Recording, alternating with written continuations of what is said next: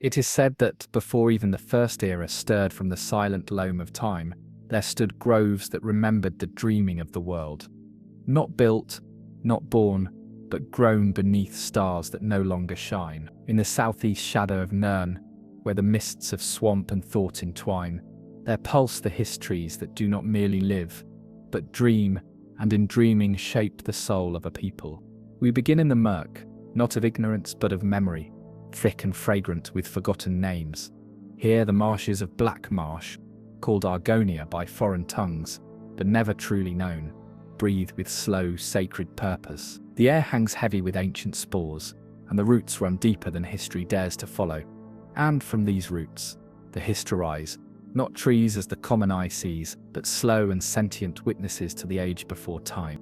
According to the lost books of Topol, the pilot, those pages faded by salt and time, he beheld trees that wept resin, like blood, and spoke to one another in pulses that only dreams could interpret. Later scholars dismissed these accounts as the raving poetry of a sailor touched by shadow, but fragments found etched on stone plinths in the marsh confirm the possibility not all trees sleep. Some remember, and some remember us. The Hist are not of this world, in the way flesh or stone are of it.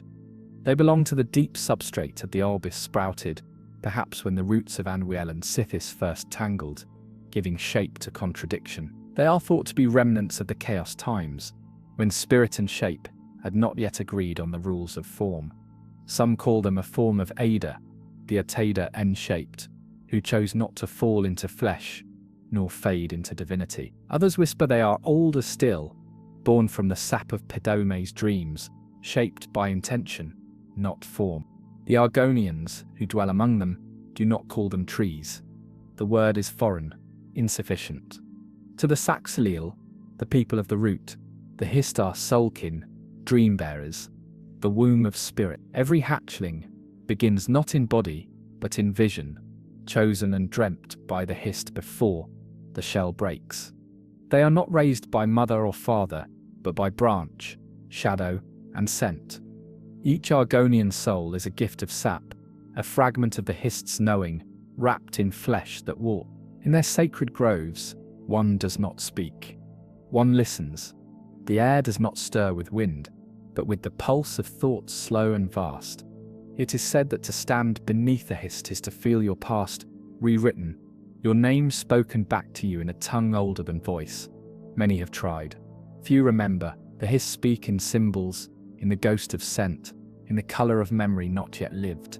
Long before the Cyrodiilic Empire first dared push its banners into the swamp, the Hist governed a different kind of dominion. Not with law or force, but with dreaming. Their domain was not land, but soul. Travellers spoke of feeling watched, not by beast nor blade, but by bark. Sap would drip in symmetrical rhythm, as though measuring the hearts of trespassers. Those who cut a branch found their sleep disturbed for moons. Those who burned a grove were never found again. There are those who believe the Hist once numbered in the thousands, scattered across Tamriel like lost stars. But flame and conquest are poor companions to such delicacies, and many were felled before their voices could be heard. Only in the mist-choked inner marshes did they endure, protected by root and ritual, guarded by children who did not see them as flora but as kin. And yet, even among the Argonians, not all Hist are the same. Some are gentle, nurturing vision with sweet resin and calm dreams. Others are severe, birthing warriors from salt swamps and blooded root. Some have been twisted by foreign magic, their sap tainted by ambition or sorrow. The most heretical scrolls speak of a Hist that dreams inward, swallowing memory and returning only silence. The tree of Sulpa Tolm, it is named, now lost beneath mire, that drowns both map and name. The heart Hist, as the priests of Murkmire once whispered, may be the first, the seed from which all others grew. Its bark is black as forgotten ash, and its sap glows with a silver hue never seen in the moon's dance. No temple holds it, no root map can mark it. But its dream touches all. It is the thought that echoes in every hatchling's first breath, the shadow seen in the pupil's core. The heart Hist does not speak often. When it does, the world shifts.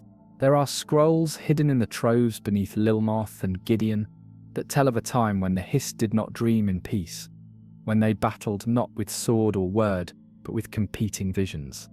A war of dreaming, where entire swamps sank or rose depending on whose dream endured. The Dream War, it is called in old bark script, a war of silence and sap, not of flame. The scars remain, not on stone or sky, but in the minds of those born sin. What makes the Hist so sacred is not just their memory, but their refusal to forget. They carry within their sap the whole lineage of souls, storing every name, every song, every wound. When an Argonian dies, their soul is not lost to Furious, nor devoured by the void. It returns to the tree, and from that sacred reservoir, another is born. Not reincarnation, but continuation. The soul is a river, not a taught. It is whispered that those who drink of the sap, pure, untainted, fresh from the inner trunk, do not merely dream, they become dream. Their thoughts are no longer their own. They speak truths, not yet spoken. They remember futures never lived, and they forget all else. The sap is gift and judgment, vision and veiling. To partake is to surrender. And yet, when the moons hang heavy above the marsh, and the wind carries the scent of old sap and song, some say you can still hear the oldest Hist calling, not with sound, but with silence. A silence so deep, it carves space within your thoughts. And in that hollow meaning grows. The swamp sleeps, but the dream does not. The tree waits, and under its boughs, all things remember what they were. There is a time in the marsh just before the dawn seeps like breath through the vine-hung mist, when all sounds fall away into a perfect, reverent hush. It is then, when light has not yet touched the dew-slick reeds, that the Hist are said to stir, not in movement, but in memory. These are the sacred hours when the veil between now and then thins, and the roots reach inward. In the forgotten annals kept beneath the jade crypts of Argon, there lies a single bark-inscribed prayer, older than the temples of men. Let my soul be seen beneath the root, and let the sap remember my shape. It is not a plea, it is an offering, a reminder that one's place among the Hist is not earned through deed, but given through dreaming. Among the Saxhleel, there is no ownership of soul, there is only belonging. Hist groves are not marked by roads or shrines. They exist where the marsh allows them, veiled in fog and time. The great groves lie far from stone and fire, hidden in regions that cannot be mapped, only remembered. Their guardians do not speak their locations aloud. To name a Hist is to invite its dream into one's mind, and few are prepared to carry such weight. The soul is porous, and the sap flows both ways. Some of the eldest Argonians speak of the time before form, when the Histis first reached into the realm of becoming. In that primordial silence, the Hist did not yet possess shape, nor seek it. They were thoughts adrift in an ocean of unrealized being, tendrils of awareness without bark or branch. They yearned not for land or dominion, but for communion, a means to speak the unspeakable truths they carried since the shattering of the first echo. It was then perhaps that they opened themselves to Nirn, anchoring their essence in the fertile loam of the southeast, where the flux of creation and decay was most profound. For the Histi do not fear rot. They understand that life is not a line, but a spiral, ever turning, ever returning. Death, to them, is simply another motion in the song of sap. The first Argonians were not created in the way men are shaped from myth or mirth from celestial betrayal. They were not born of war, nor curse, nor divine intent. They were dreamt, formed not of flesh first, but of memory, summoned from the thought of the Hist and given shape, in answer. In some heretical scrolls, sealed in resin and buried beneath the sunken ziggurats of Stormhold, it is claimed that the Hist did not merely shape their people, but remembered them forward, drawing the Saxhleel from a future that had not yet come to pass. In the sacred birthing pools of Hakawel, it is said that hatchlings emerge not in silence, but in song, though no mouth sings it. The song comes from the trees themselves, vibrating softly through the reeds and leaves, as if the swamp itself were welcoming them. The souls entering these shells are not random, they are chosen. They are echoes from earlier lives, pieces of a dream the Hist once dreamt, now rekindled and reshaped. and so the cycle turns. Life into root, root into dream, dream into life again. But there have been disruptions, intrusions. The Hist do not exist in isolation. Becoming of men and myr brought flame and steel, things that cut through dream and turn memory into ash. Many groves were lost before the first era even began, burned to cinders by those who saw only wood and not wisdom. One tale speaks of the grove of Zulheen, once vast and luminous, now drowned beneath a poisoned lake. Its sap still rises, but it does not sing. The dreams it sends are hollow, filled with salt and silence. Some Hist were taken, uprooted, their roots severed from the dreaming web. During the height of the Second Empire, foolish men tried to transplant them, believing they could be studied like simple trees. One such specimen was sent to the arcane academies of the Heartlands. Within days, every scholar who approached it was driven mad or mute. The tree withered not in body, but in meaning, its dreams tangled, starved of communion. None who witnessed its slow decay forgot the sight, though few dared record it.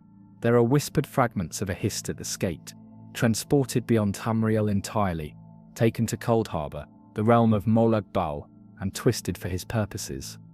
Whether such a tale is true or merely an echo of fear, none can say with certainty. But it is known that sap can be tainted, dreams can be bent, and that in the deepest root can rot from within. Still, not all interference leads to ruin.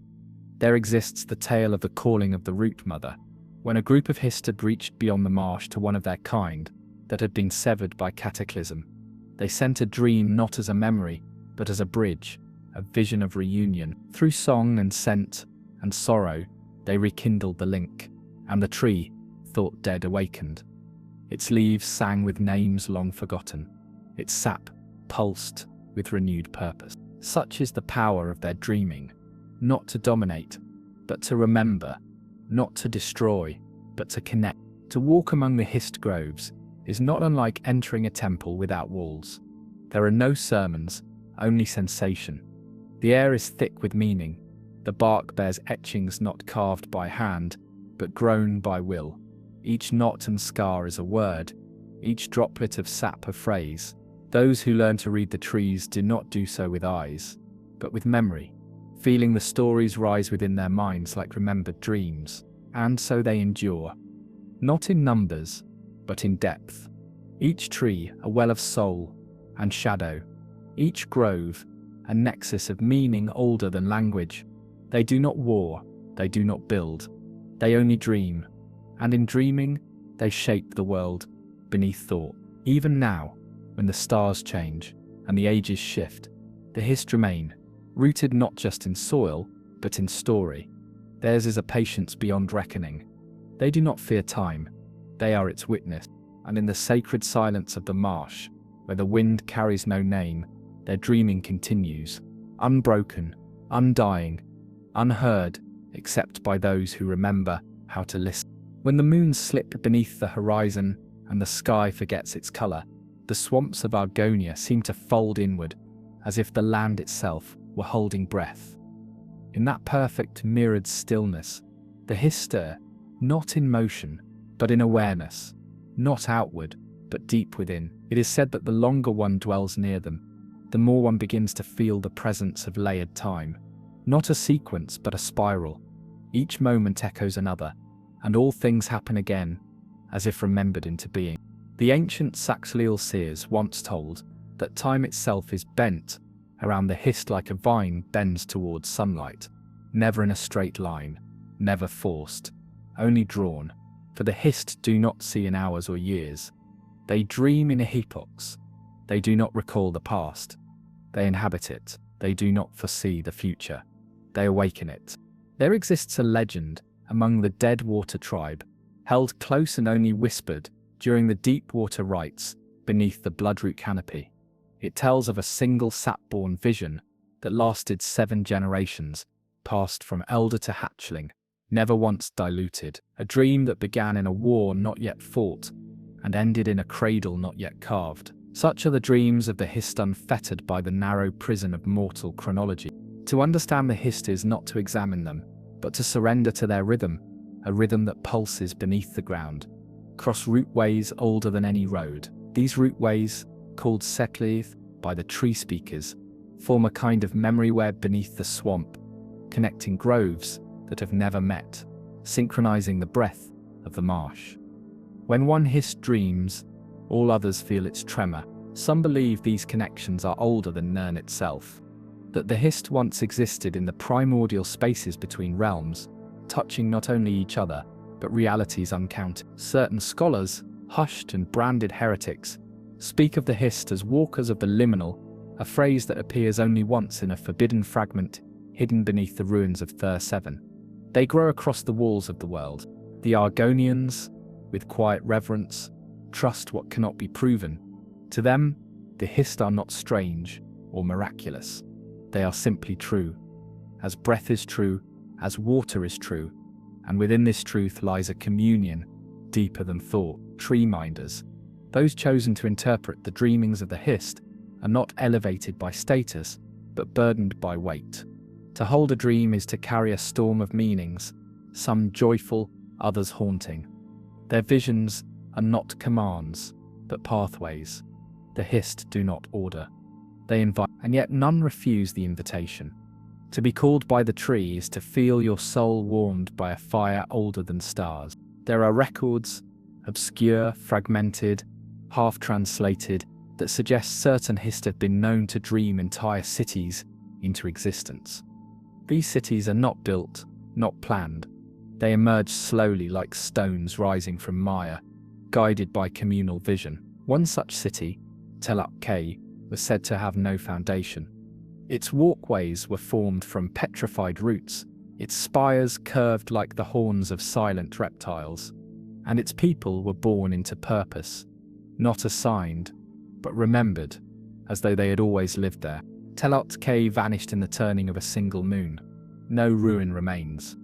Only a single tree minder's bark journal, its words faded but legible. The tree has awakened another path. Our place in this shape has ended. Nothing more. The city dissolved, not in flame, not in war, but in stillness. It returned to dream. Not all Hist agree in their dreaming. This too must be known. There are currents of disagreement within the dreaming web, not of conflict but of divergence. When two Hist envision different futures for their kin, their sap thickens, darkens. The Argonians of those groves feel the shift. Some grow quiet and watchful, others fevered with visions of change. These are the times of root divergence, and they are both sacred and perilous. It is said that when two Hist disagree long enough, one will fall into sleep, allowing the other's vision to unfold. But sometimes, neither yields. In such rare moments, the Argonians dream double. They are torn between futures, hearing songs that do not harmonize. Madness can take root. War may follow, not of conquest, but of vision. These conflicts are rarely seen by the outside world. They occur in places forgotten by maps, hidden in rain-thick jungles and mist-swathed gulches. Yet the scars they leave are real. One such scar lies deep within the Onkoba River, a place where no vegetation grows, and even insects refuse to linger. Locals call it Sol Kest, the silence below. It was here scholars believe that two ancient Hist dreamed opposing truths, one of isolation, the other of communion. Neither yielded. And so the grove drowned itself. The roots withdrew, the souls unformed, the swamp itself turned inward and ceased to remember. To this day it does not dream. The Argonians, though shaped by the Hist, are not its puppets. This misunderstanding has coloured many foreign texts, especially those penned by imperial scribes and alt-Miri logicians. The relationship is not one of domination, it is of mirroring. As the Hist dream the Saxileel, so too do the Saxileel influence the dreams. The link is reciprocal. Each Argonian birth alters the dreaming slightly, adding threads to the tapestry. It is not obedience, it is resonance. In some hidden groves, the dreaming takes physical form. Sap pools into sacred basins, glowing faintly with memory light.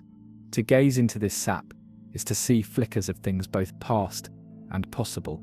A child not yet born, a village that no longer stands, a lizard crowned in fire. These are not prophecies, but possibilities, echoes of what the tree remembers, could be. To taste such sap is forbidden, except in times of great upheaval. The sap is not merely liquid, it is thought, unfiltered. Even a single drop can fill the mind with centuries of vision. Those who survive the ritual return altered. Their eyes lose color, their breath slows, their words become sparse, deliberate. They are no longer bound by simple time. They speak in metaphors. They see with silence. The tree minders keep such knowledge close, buried within their own souls. It is not hoarding, but protection. For the Hist do not wish to be known in the way men know things. They wish only to be remembered, as one remembers a dream, partially, reverently, and without demand. And so, the dreaming continues. Root to root, soul to soul, past to possible, beneath the moss-draped canopies, where the air hangs thick with songless meaning, the Hist wait.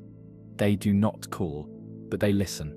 And when the time is right, they remember you, not as you are, but as you have always been. There is a place deep within the mangrove-shrouded interior of Black Marsh, where time ceases to ripple, and only presence remains. The air there is heavy, sweetened by decay and pollen, and the light falls in long golden shards that touch nothing in haste. The Argonians speak of it, only in gesture, with slow hands and bowed heads. They call it Sol-Lai, the Grove of Remembering, though no map bears the name. For some places are not found, only recalled, drawn forth by the soul. When the tree calls you back, Sol-Lai is said to be the eldest of the living groves, a place where the Hist dreams reach deeper than elsewhere, and time is coiled so tightly around its roots that even the stars above forget which age they shine from. It is here, according to fragments carved in spiraled driftwood unearthed near Deadwater ruins, that the first remembering took place when the Hist turned its dream inward and called forth the Sax-Leel, not only as beings of flesh, but as vessels of memory.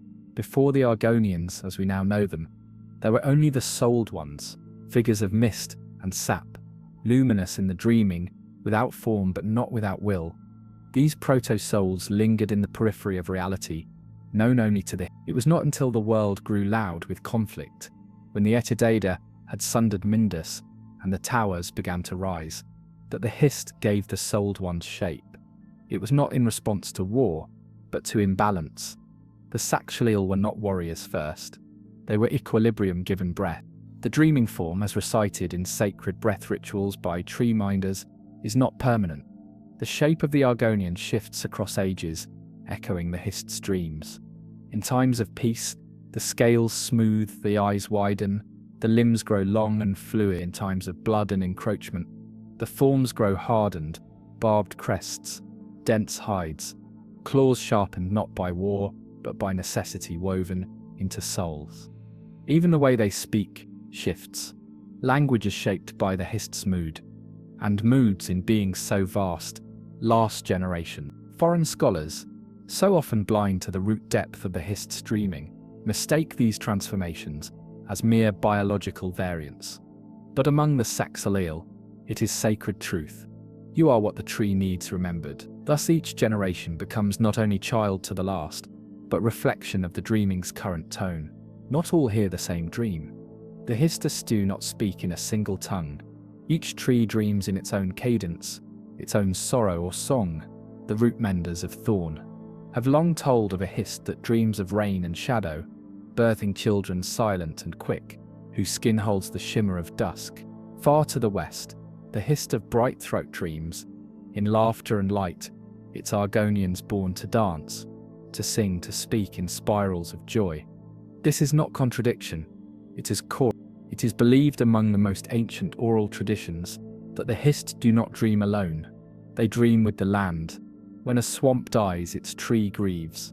When a river changes course, the dreams shift. One tale, passed through bone flute songs among the root whispers, tells of a Hist that ceased dreaming altogether when a single flower went extinct. For 3 years it gave no vision.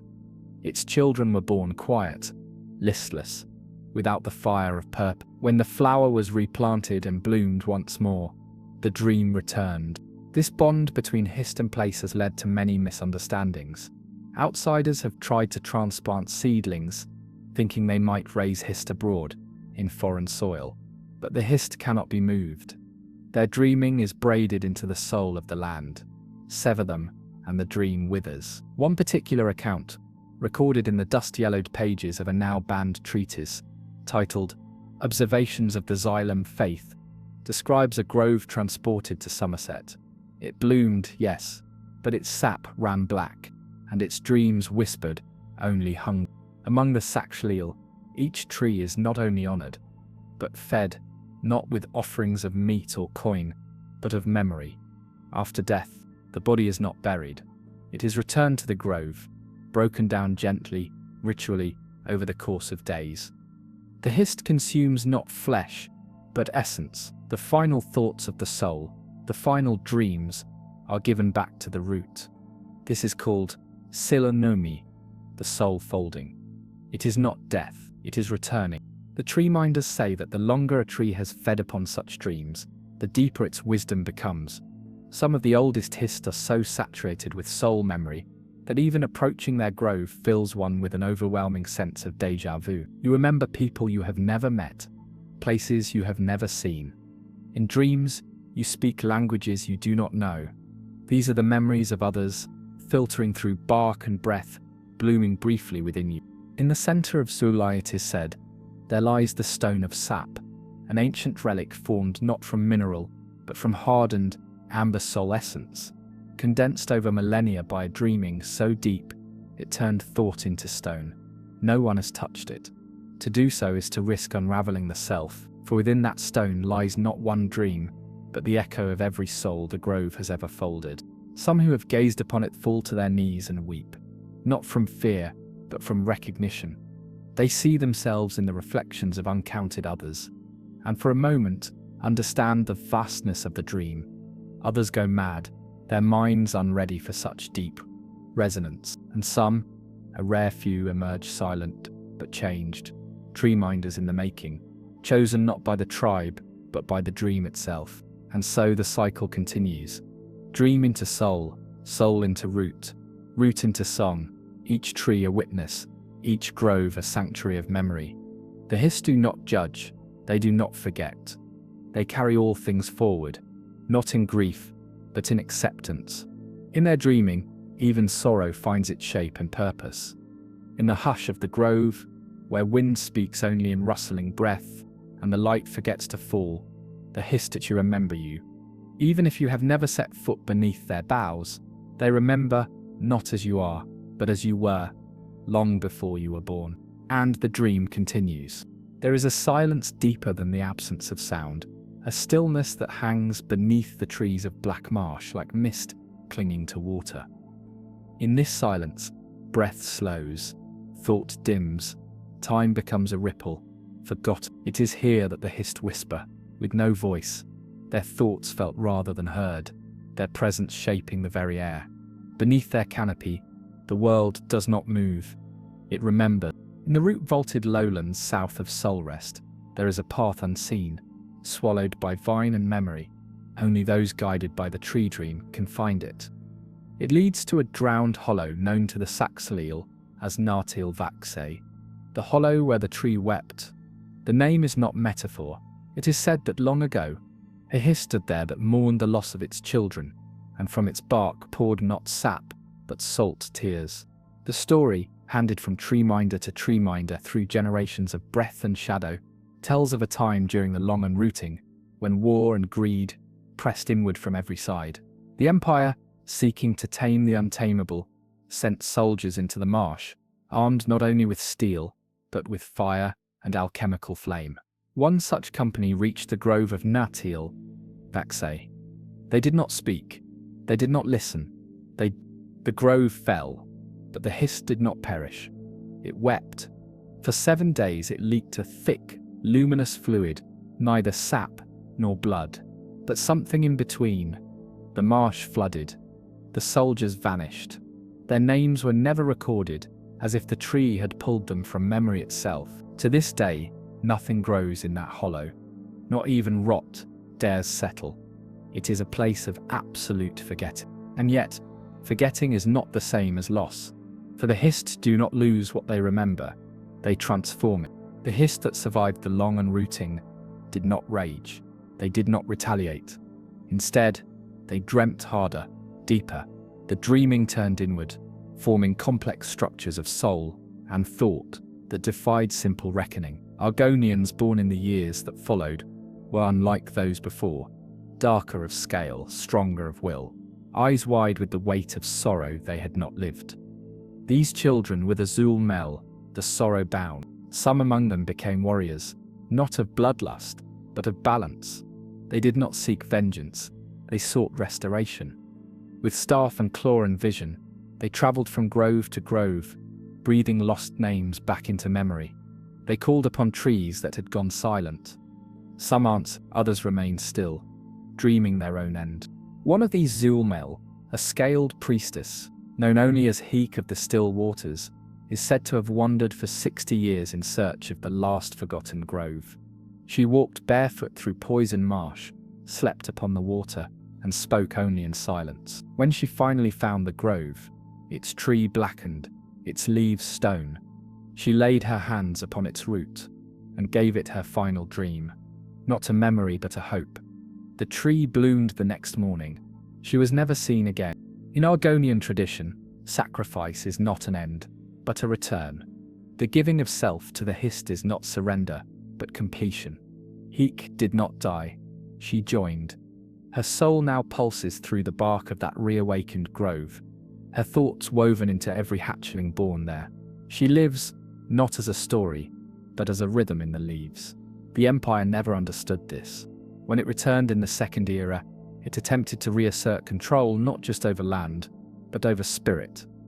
Imperial scholars established laboratories near ancient groves, hoping to chart the flow of sap, to map the dreaming as though it were a vein in a beast. Their tools broke, their scribes grew silent. One account, preserved in a burned field journal, discovered beneath a collapsed ruin, reads only, "The tree knows we are lying." No further entries follow. It is not uncommon for those who approach the Hist without reverence to suffer from what the Saxhleel calls sexe, or root sickness. It begins as a soft hum in the ears, a sensation of being watched. Then dreams shift, memories bleed. One begins to recall things that never occurred, walking in swamps, never visited, speaking words never learned. These are not hallucinations. They are fragments of the tree's defense, a warning. Yet, to those the Hist accept, the dreams become clarity.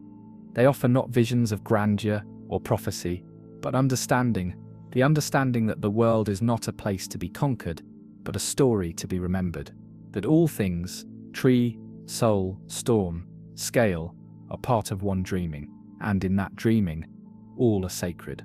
The tree minders say that even now, the Hist dream of futures where the swamp is left untouched, where the Saxhleel walk their path in quiet purpose, where the outside world learns to see not with eyes, but with soul.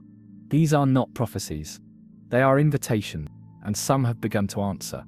In the shadowed borderlands near the Topol Sea, small groups of outlanders have chosen to live as the Saxhleel do, not imitating but listening. They surrender name and title, walk barefoot, drink the water, learn the silence. Some are never seen again, others return, their eyes changed wide, calm, ancient.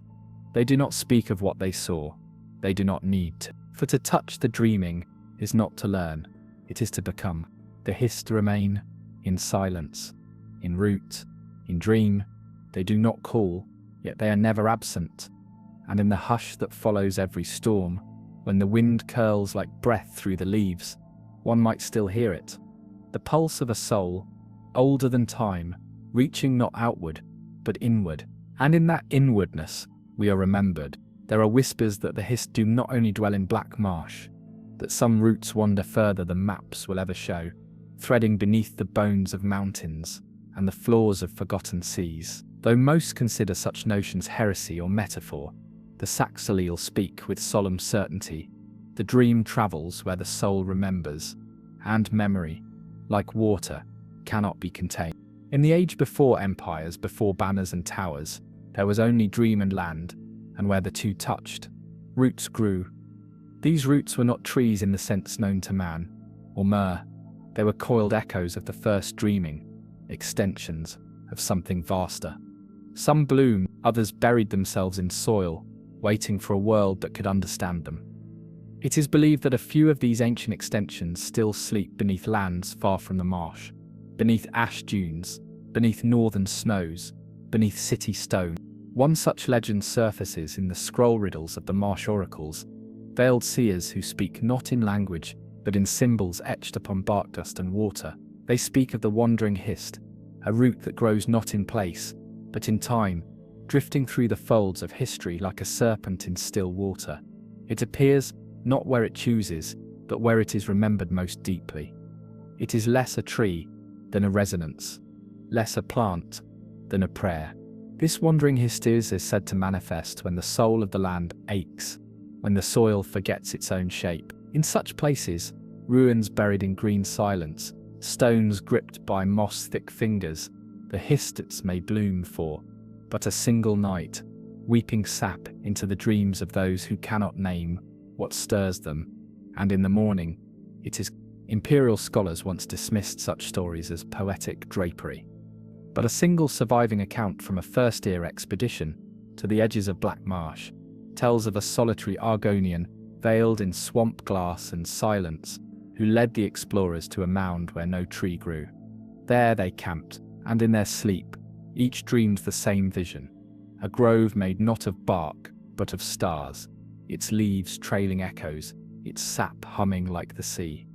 They awoke speaking in languages long dead.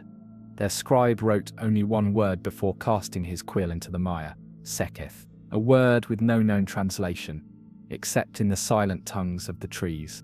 Those who dream deeply beneath the Hist often return changed. The transformation is not visible to the eye, but it resonates through the soul. The change is one of weight, of understanding carried like mist on the breath. Their steps soften, their words stretch. They see connections where others see chaos.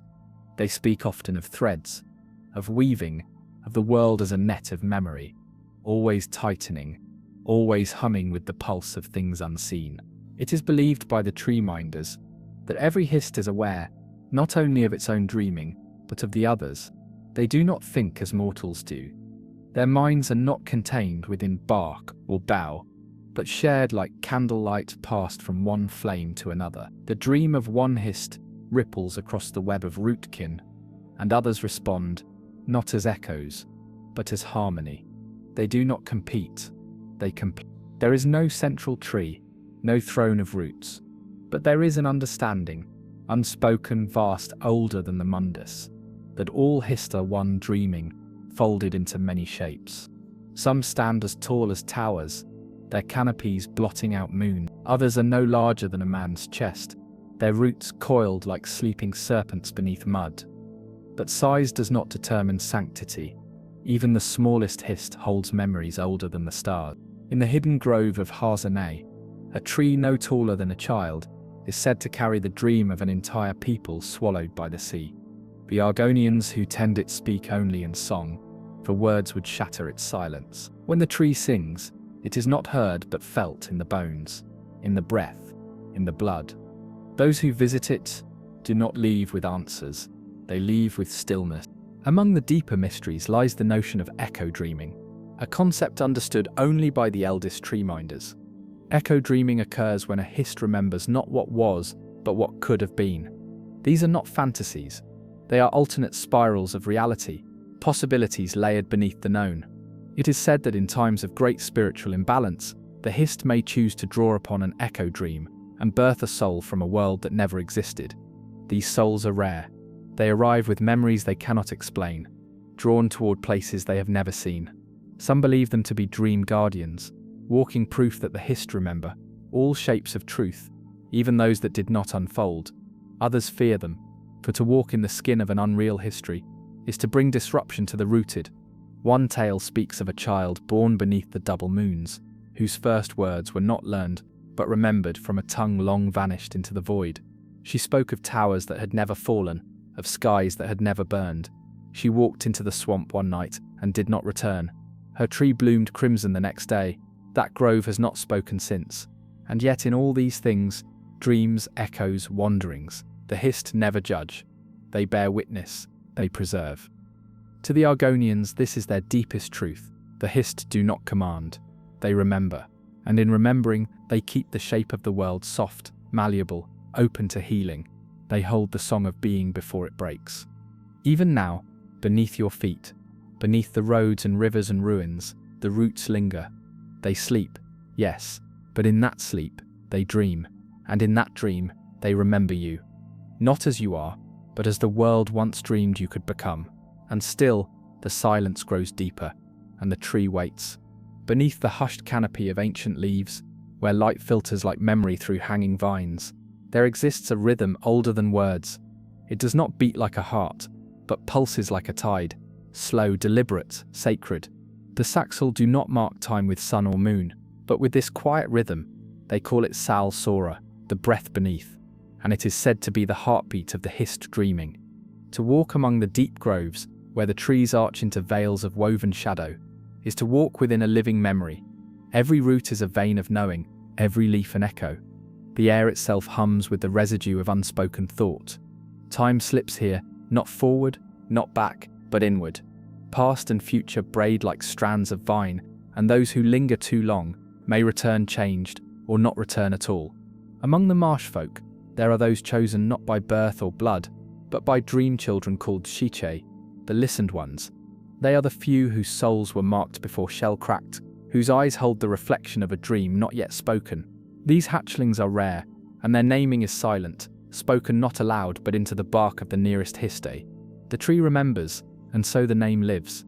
The listened ones are taught from their earliest breath, not to speak of their visions, but to feel them, to carry them in posture, in silence, in touch. They are not priests, they are not warriors, they are bridges. When the Hist begins to dream too deeply, when its visions become so dense that the waking world begins to fracture, the listened ones are called to act as vessels, to hold and interpret that dreaming until the tree can return to balance. One of the most sacred of these was a young hatchling born during a long eclipse when the sky remained dark for 7 nights. Her name, lost now even to the bark that once held it, is remembered only as she who did not sleep. From her first breath, her dreams were not her own. Each night she spoke languages no living creature had taught her, spoke of cities sunken and towers grown of bone, of rivers flowing upward through hollow moons. The tree minders feared for her soul, but the Hist had marked her. For 12 years she wandered alone, guided only by silence. She visited groves long abandoned, and at each one the sap began to move again.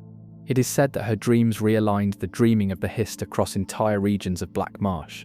When she passed, her body dissolved into fine dust, and the grove in which she died bloomed flowers with no seed. The petals whispered when touched. From such stories, the Saxel Earl understand that death is never ending, only folding. The Hist do not fear death. They fold it into their dreaming like shadow into a pool, deepening, not diminishing. Souls are not lost, they are rebreathed. This sacred rebreathing occurs at the Sal Sithil, the wells of returning. These are not wells as known by stone folk, but natural sink pools, ringed by ancient roots and layered in bioluminescent spores. When a Sal Sithil dies, if the soul is still in harmony, the body is brought here. No words are spoken. The waters claim the flesh, and the dream claims the soul. Sometimes a new hatchling born many seasons later will speak of visions they could not know, fragments of memory from one who was returned. They speak of lovers not theirs, of wounds never suffered, of songs that once silenced war. The Hist does not return the soul as it was, but as it is needed, and in this the soul becomes more than a self. It becomes part of the chorus. The wells of returning are guarded, not by sentinels but by silence. No path leads directly to them. They appear only to those meant to find them. Foreigners have wandered in search of these pools and vanished without trace. Some believe the Hist devour intruders, but the tree minders say otherwise. They say the uninvited are simply forgotten, unwoven from the dream, their steps erased as dew beneath a rising sun. It is not cruelty, it is protection. The dreaming must remain intact, or the soul threads unravel. One disruption may echo through generations. The Hist remember such moments clearly and grieve them deeply. Long ago, in the twilight of the First Era, A grove near the borders of what is now elsewhere suffered such a rupture. The Catmen, curious and driven by their own god's riddles, ventured deep and without permission. They brought gifts, but not understanding.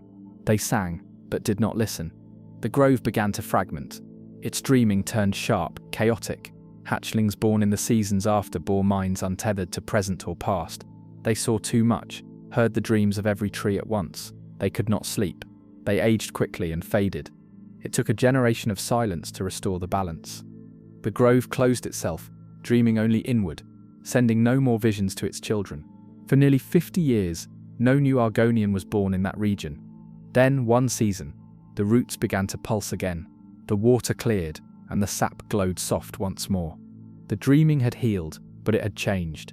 The hatchlings born after were different, quieter, slower, eyes pale as mist. They would not speak unless spoken to by the tree, and even then, only in dream. These are the stories passed from breath to breath among the Saxileel, not as warnings but as remembrances. The Hist is not to be obeyed, but understood, not worshipped but lived with. It is a companionship beyond transaction, a sacred thread between soul and soil, and so the groves remain silent, vast, watching.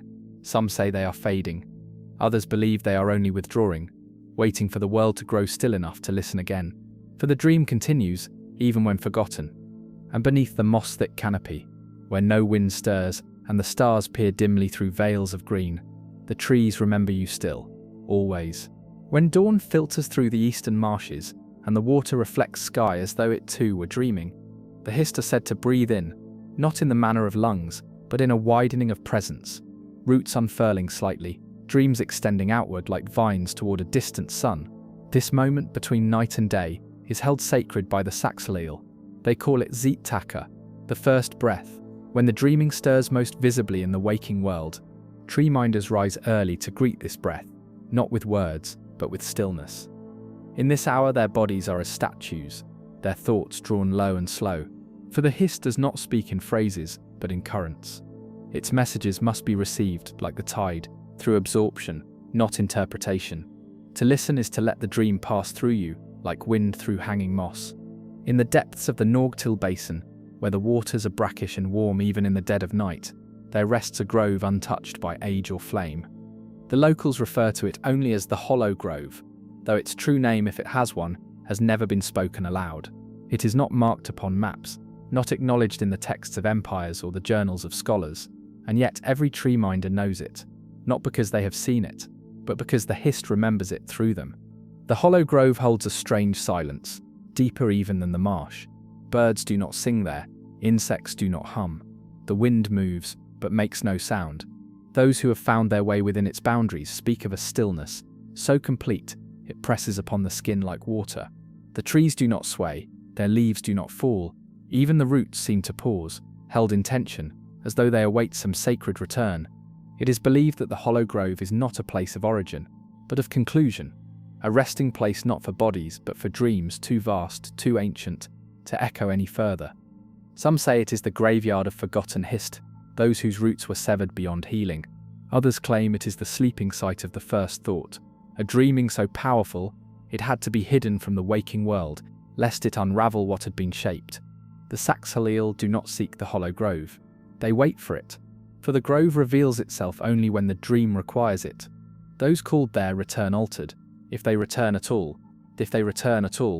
Their speech becomes sparse, their gestures more deliberate. They carry silence with them, a living hush that follows them even in crowded places. These are the hollow-born, and they are treated with a reverence tinged by distance, not feared, but not entirely understood. In the deeper philosophy of the tree-minders, there exists the notion of Zithmokal, or the memory beneath memory. It refers to the layer of dream beneath all others, a place where even the Hist dare not always look. This is not where histories are stored, but where forgotten truths are placed, buried not out of shame or fear, but to preserve the delicate balance of the dreaming. Some memories are not meant to be touched often. The Hollow Grove is believed to be a threshold to this hidden dreaming. When the soul steps too close to Zithmokal, time softens, cause and consequence blur. One may weep for losses that have not yet occurred, or smile at joys that never came. In such places, the Hist dreams in spirals rather than threads, and those who walk there must do so with care. For to remember what was not meant to be remembered is to risk unraveling the self. Yet some are called regardless, those who carry the weight of many lives, whose souls echo too strongly across the folds of time. These are the dream-bound, the weavers of shared becoming. They often do not know what they are until the moment of arrival, when the silence folds around them like a shroud, and the grove greets them not with welcome, but with recognition. In a tale preserved in saltwood carvings among the root hymn keepers of Sithis Keel, there is an account of such a soul, a scaled poet, known only as Lath Seal, the unwoven name. She was born singing, it is said, and for years her dreams aligned perfectly with her grove, each night's vision unfolding into songs that eased the root sap and strengthened the dreaming. But in her 12th year, the songs turned inward. She began to sing in silence, her throat unmoving, her gaze fixed always toward the south. Her tree-minders feared her dreams had diverged, that she had strayed from the grove's harmony, but the Hist made no move to recall her. It simply dreamed more deeply, and Lathsail followed. One morning, she walked alone into the hollow grove. None followed. When she returned, 5 seasons later, her songs were different. Not sadder, not wiser, but emptier, as if each carried within it a space not meant to be filled. Her grove flourished. The hatchlings born thereafter carried her silence in their bones. Her name was unspoken from that day forward, not out of fear, but reverence. To speak it would be to try to shape something that was never meant to hold form. And so her memory was added to the memory beneath memory, layered deep in the dreaming. Not forgotten, not lost, but placed beyond reach, where it could no longer be broken by mortal thought. This is how the Hist protects its deepest truths, not with locks but with silence. For silence is not absence, it is presence unspoken. It is the dreaming at rest, waiting to unfold when the soul is ready to see. In the hollow grove, the trees do not move, but they remember, not only what was, but what was almost, what was nearly, what could not be. They hold these memories not as mistakes, but as shadows necessary to the whole, for even dreams need darkness to be seen. And so beneath that still canopy, where even the breath seems held, the Hist dreams without motion, and those who feel it know they are not alone. They are being watched, not with eyes, but with memory, and in that memory they are safe, and the dream continues. When the rains fall in Black Marsh, slow, warm and unhurried, they do not strike the earth with violence. Instead they settle into the land like returning thoughts, absorbed into the roots with reverence, as if welcomed home. The Hist trees, it is said, drink this rain not for nourishment alone, but for memory. For in every droplet a story returns, fragments of sky, of sound, of touch, carried from clouds shaped by winds older than mountains. In the spoken hymns of the Bright Throat tribe, the rain is called Seth Tavux, the returning word. They believe each rainfall is a message from the dreaming sky to the dreaming root. The Hist do not send messages into the world, as men might, with messengers or proclamations, but instead receive it, draw it in. And so when the rain comes, the tree-minders gather beneath the canopy, eyes closed, scales lifted to the mist, listening. They do not speak during rain, they remember. For not all memories live in the past. Some reside in the air, hovering above the world, circling until the moment is right to descend. The Hist know this. Their roots buried deep within the spine of Nirn do not just reach down, they reach out. They connect not merely to earth and water, but to dream, to presence, to possibility. The rain becomes their sense, their sensing, each droplet a nerve, an antenna, a thread of knowing. There is an ancient grove near the western edge of Merkmere, known only as Ogel Sul, the place of falling thought. To reach it is to traverse a maze of waterlogged earth, where the mangroves lean as if listening, and the air is thick with the scent of moss and something older than decay. The grove itself is small, circular, surrounded by knotted roots that twist like sleeping serpents. In its center stands a single tree, not large, not tall, but hollow at the heart, open to the sky above. It is said that this grove exists for one purpose, to receive memories that the Hist cannot carry. When a dream becomes too vast, too contradictory, too full of sorrow or shadow to dwell in the shared root dream, the memory is cast into the sky, and the sky weeps it back down into Ogel Sul. The hollowed tree absorbs it, not to preserve it, but to hold it apart. The Argonians who live nearby speak of the tree as if it were a wound, not a shrine. They do not enter the grove, they do not gather its fruit or bathe in its water, yet they tend it, in absolute silence. Offerings are left: feathers, shells, bone-carved names, never to honour the tree, but to thank it for bearing what others could not. In one tale, passed only from elder to elder, it is said that Ojelshul once wept during a night without rain. The sap flowed upward, bleeding through the hollow trunk, spilling onto the roots in long dark streams. Those who lived nearby reported dreams filled with endless walking through unfamiliar swamps, always alone, always searching for something that had no name.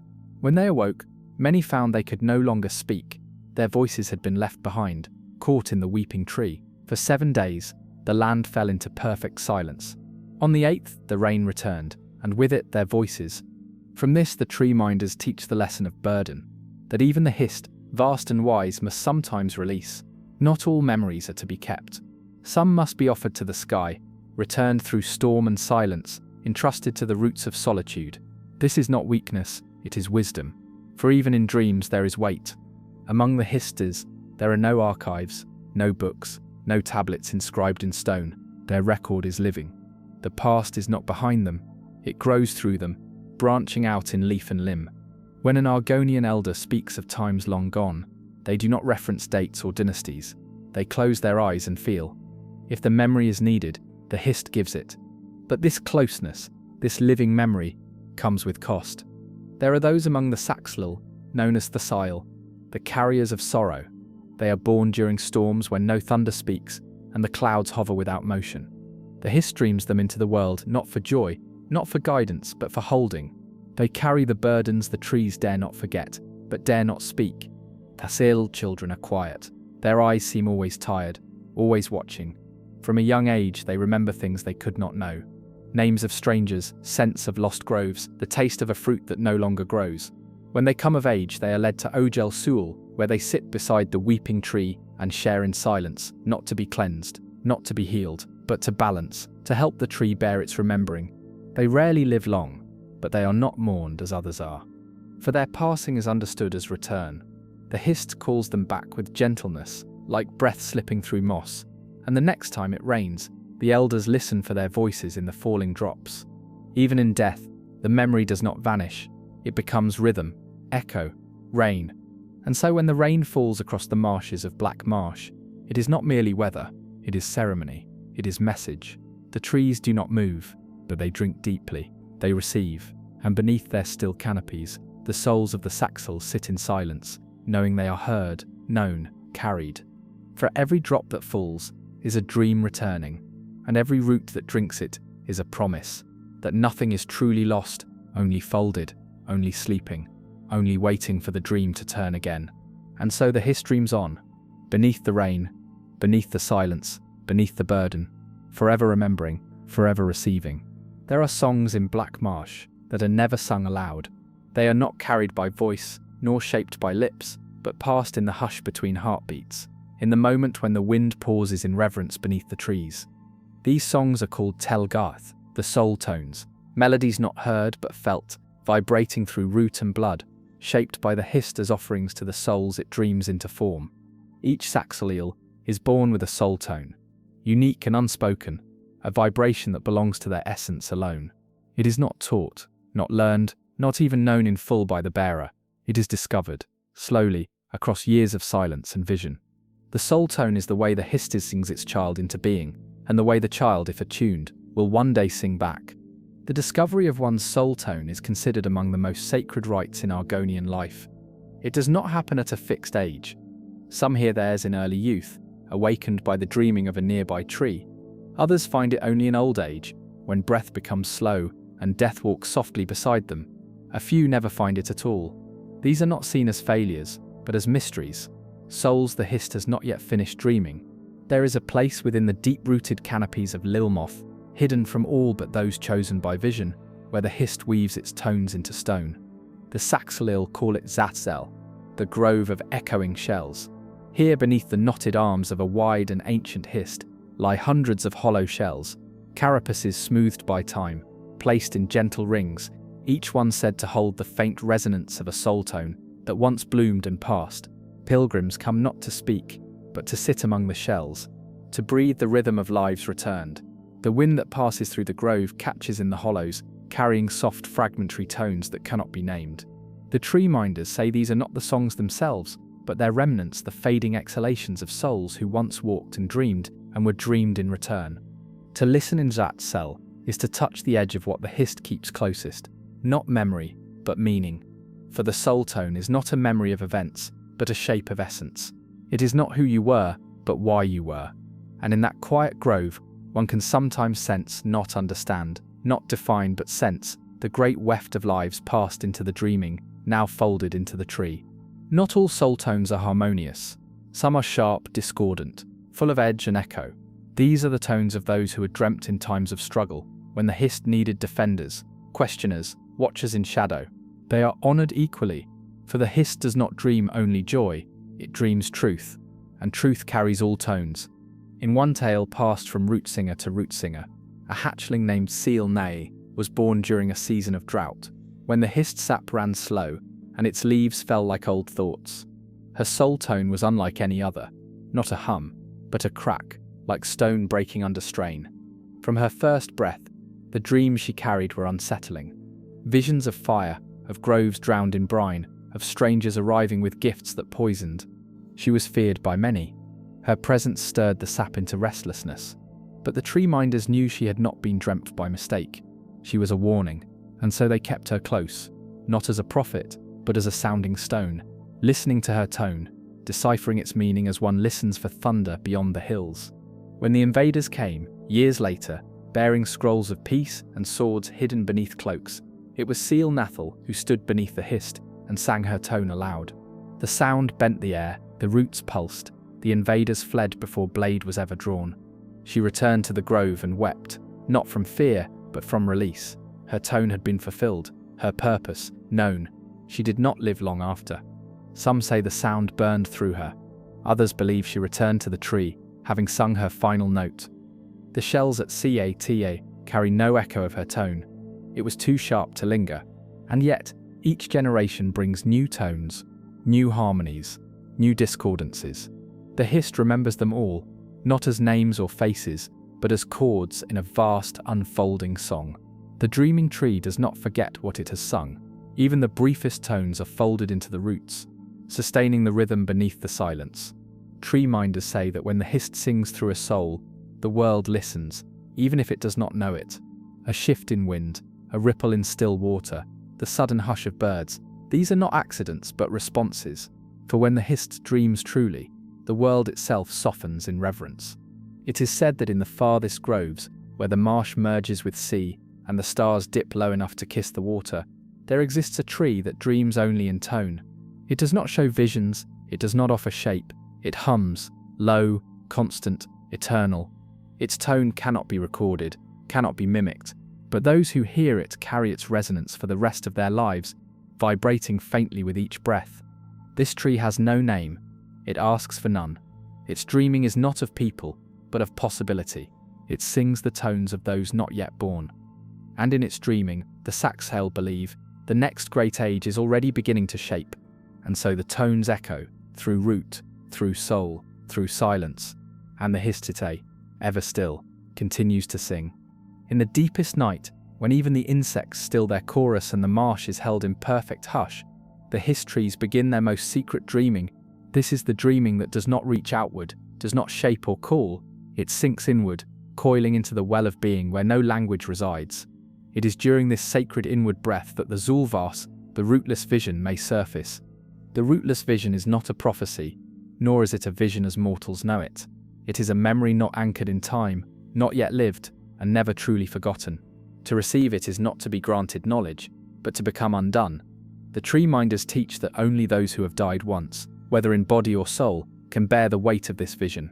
For to hold the rootless is to see without shape, to remember without identity, to witness all possible dreams folded into one. There is a word for those who carry such visions. Sithilaic say, the unmoored. They are born like any other, with no sign of their fate, until the tree speaks their soul back into silence. Often they vanish before they are known. They drift into the swamp with no explanation, and when they return, if they return, they speak differently, not in riddles or madness, but with an unfamiliar clarity, as if their voice were not entirely their own. One such figure is remembered in fragments carved into the blackwood altars of the Whispering Mire. His name is gone, erased by time and reverence, but he is known simply as the one who stared too long. As a youth, he was quiet, unremarkable, a child of still eyes and careful hands. But on the third moonrise of his 13th season, he vanished beneath the roots of the sleeping grove. For 7 years, the grove stood silent. No dreams came, no hatchlings were born. The tree minders waited in vigil, speaking no words, offering only breath. Then one morning, he returned. Older, changed. His scales were pale, nearly translucent, and his eyes glowed with a soft, constant gold, as though dawn itself lived behind them. He spoke once only. I saw the place where we never began. Then he lay beneath the tree, and his body turned to ash, scattering like pollen on the water. The grove dreamed again the following night. The one who stared too long is remembered not for what he said, but for what he became. A doorway through which the Hist spoke something too large, too deep to remain. Some believe he did not die, but he dissolved because he had become too real for this world. That his soul now dwells not in root, but in the gap between dreaming and waking, watching. The rootless vision, when it surfaces, is always sudden. It can come through sap, through shadow, through silence. It does not announce itself, nor does it depart. Once received, it lingers like an aftertaste, colouring every thought with something vast and unfinished. The Argonians who carry it often do not sleep. Their dreams are not their own. They see other groves, other lands, other skies, some too strange for Nern, others eerily familiar, as if recalled from a childhood never lived. It is not a blessing. It is not a curse. It is a burden of resonance. Some believe the rootless vision is the Hist remembering itself from beyond time, echoes from the source of all dreaming before even the roots had form. Others whisper it is the voice of something else, a presence beyond the trees, a memory the Hist has buried so deeply it no longer knows whether it dreamed it or was dreamed by it. In the forbidden scrolls kept beneath the submerged library of Tel Anwat, now half swallowed by mud and vine, there is a single bark-scribed fragment written in fluid ink. One tree dreams in silence, not because it sleeps, but because it remembers the voice that ended the first song. No scholar has been able to identify which tree this refers to. Some think it symbolic. Others, especially those among the shadow scale remnants, believe it is literal, a histool that was silenced by something outside the Arbis, something that made even dreaming seem dangerous. To speak of these things openly is considered deeply unwise. Among the older tribes, it is said that speaking of the rootless is like placing one's hand too close to a sleeping serpent, not out of malice but out of misunderstanding. The vision is not evil, it is too large. To engage with it improperly is to burn not from fire, but from revelation. And yet, the Hist continues to dream it, quietly, deeply, through certain souls, in certain groves, at certain moments when the stars forget their shapes and the wind dares not speak.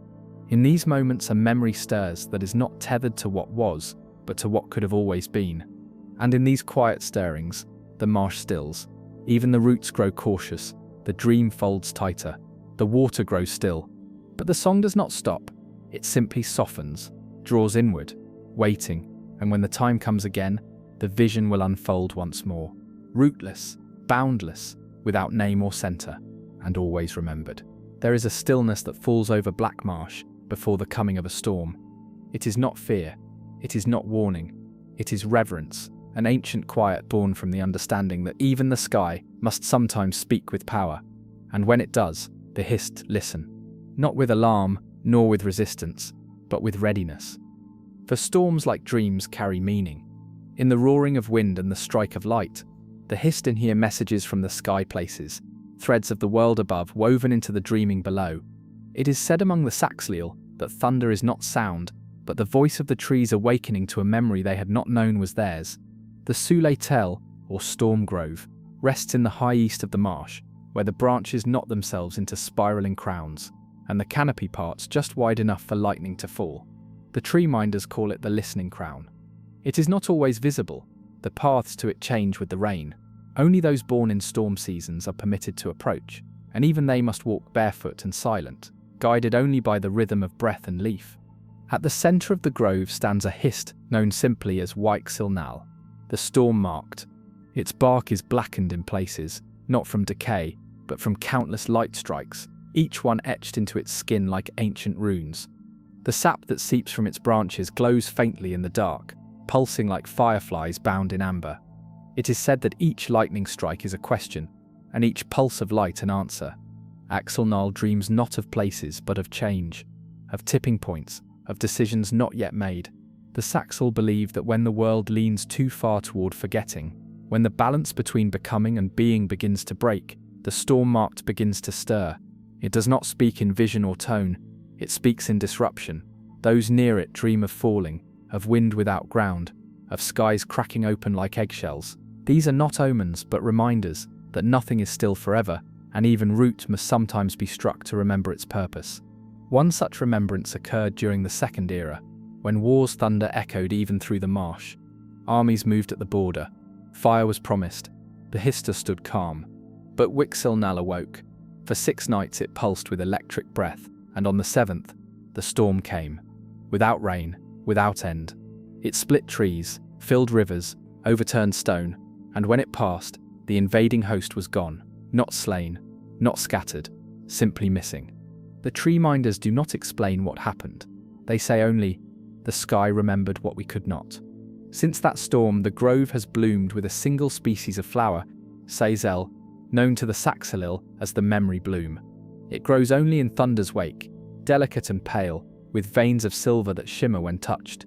Each petal holds a taste of lightning, not sharp but bright, like the afterimage of flame behind closed eyes. When brewed into tea by the oldest root priests, it grants a momentary vision of a decision not yet made and what may unfold from its choosing. The ritual is rare, dangerous, for even a single breath of possible futures can weigh heavily on the soul.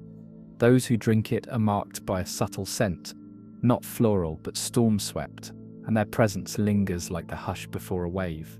They speak carefully, they blink slowly, their words hang in the air, as if balanced on the edge of a blade. Not all can bear this clarity. Some return from the tea changed, quiet, drawn, their dreams hollowed by the infinite turns they glimpsed. The Hist accepts this, folds them inward, and gives no judgment. For even these moments of sorrow are part of the storm's rhythm. Even rain must fall where root cannot drink. Among the tree minders, there exists a story half sung, in the breath of the wind, half carved into the bark of a forgotten altar. It speaks of a future not yet born, in which the Hist will dream not only through trees, but through sky. In this dream, the roots grow upward, the branches dig downward, and the storm itself becomes a grove, living, singing, remembering. They call it Sith Aglil, the sky root. No one has seen it, but some hatchlings, born during great tempests, have drawn images in the mud, spiraled trees held in cloud, branches that spark with lightning, and roots that end not in soil, but in the wise do not dismiss these images. The Hist, after all, dreams in all directions, past, future, inward, outward. A vision drawn by a child in the storm's breath may one day become the shape of the world, and the Hist, eternal and ever listening, waits for the moment when the sky and root shall meet. Storms continue to come, each one a memory unfolding, each one a question, and always the trees remain silent, watching, dreaming. And when the thunder speaks, the Hist do not flinch. They listen. There are places within Black Marsh where the water does not reflect the sky, but something else, something deeper than light, more ancient than clouds. These are the mirror pools, or Zoltel, the dream surf, still as obsidian, unbroken by ripple or insect. They are said to be older than the Hist themselves, shaped not by root or rain, but by time's first breath upon the land. Among the Saxelil, it is known that the mirror pools do not reflect the world as it is, but as it remembers itself. They are places of convergence, where dream and echo slip close enough to touch. To gaze into such a pool is not to see one's face, but one's possibility, reflected not in form, but in essence. The Hist do not guard these waters. They do not need to. The pools remember who is meant to see them. One of the most revered of these waters lies deep within the salt shadow swamp, beneath a canopy so thick that no light ever touches the pool directly. It is called Tavashix, the memory without mouth. Here the water is black and bottomless. No root touches it. No fish stirs within it. It lies untouched, cradled in earth, like a sleeping thought too sacred to wake. Only the eldest tree minders are permitted to approach the edge, and even they must do so alone, bearing no song, no sap, no offering, only silence. To bring memory to Tavashiks is considered a deep heresy. The pool does not receive. It reveals. Those who peer into it speak afterward of glimpses, flashes of a self walking strange paths, making choices they never made, holding the hands of loved ones, never born. These are not visions of regret, nor of longing. They are the dream's reminder that the soul is never one story alone. The tree minders teach that these reflections are not illusion. They are parallels, fragments of the Hist's wider dreaming. For while each soul walks one path, the Hist dreams all possible turns. It remembers what we might have been, and offers that knowledge not as promise, but as stillness, as perspective. There is no map of Tavashiks. Those called to it do not find it by searching. They drift toward it, led not by trail, but by resonance. One such tale is carved into the root wall of an abandoned dwelling near dead water. The story of a hatchling, Hist, who was born with no voice, yet dreamed in colours none could name. From youth she wandered. Her eyes saw the shimmer of things others could not. Echoes in shadow, echoes in silence. She vanished at 16 rains. When she returned, she carried a jar of dark water wrapped in woven reed and sinew. She placed it at the base of her grove's Hist and knelt beside it. For 3 days the tree grew still.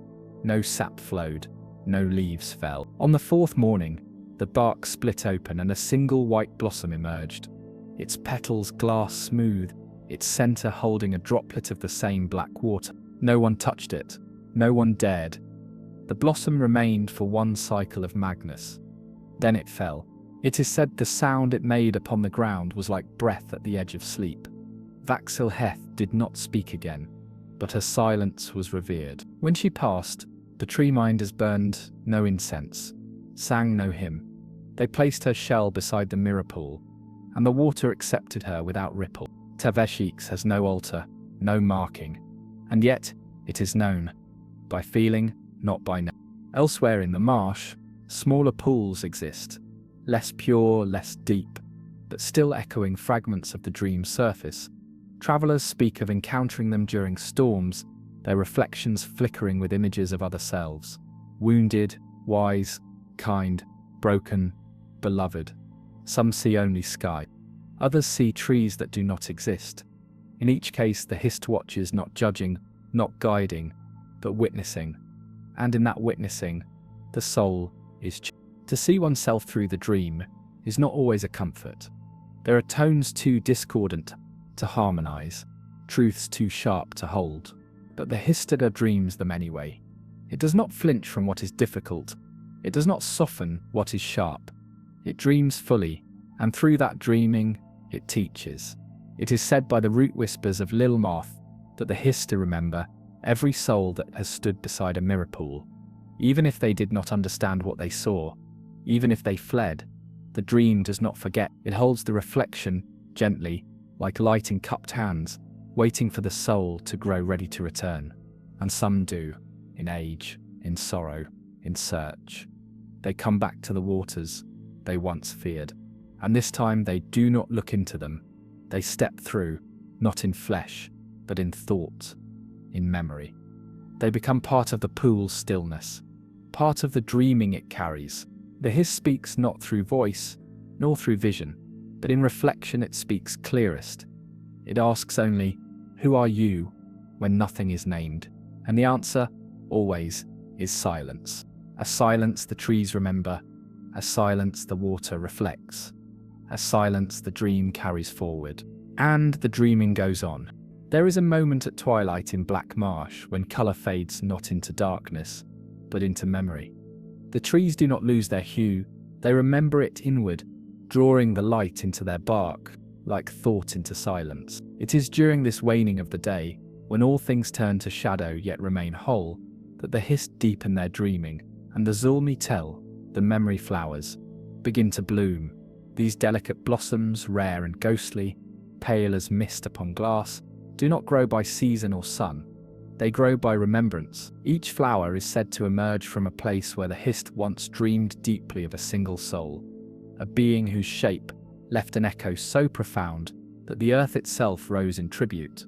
These flowers are not grown, but felt into being. Their petals carry scent, not of this world, but of moments, childhood laughter, unspoken farewells, the touch of a loved one's final breath. The Saxhleel know better than to pluck them. To sever a memory flower is to tear loose a thread from the dream itself. These are not trophies, they are sacred ephemera. Some fade within minutes, others remain for generations, blooming anew each time the soul is remembered. A few never fade at all. One such bloom rests deep in the dreaming grove of Seen Talu, cradled by roots twisted like sculptors' hands. The tree minders call it Selfulvat, the blossom of becoming. It is a single flower, ivory, always facing downward, whose petals hold a faint shimmer that shifts with the moon. Legend holds that it first appeared in the aftermath of a great betrayal, when one who was called friend turned from the Hist and sought to silence their dreaming with fire. This soul, known only in whispers as the Ashborn, returned many years later, scorched in body and mind, bearing no weapon, no pride, no speech.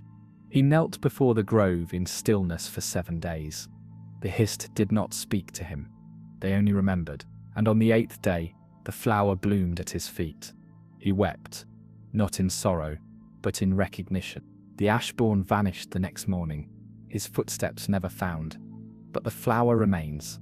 It does not die, and every few seasons, those who pass by speak of a sudden scent, smoke mixed with sea salt and sap, and for a moment they feel what he felt, the ache of leaving, the weight of returning, the peace of being remembered despite all else. Memory flowers do not grow only in sorrow.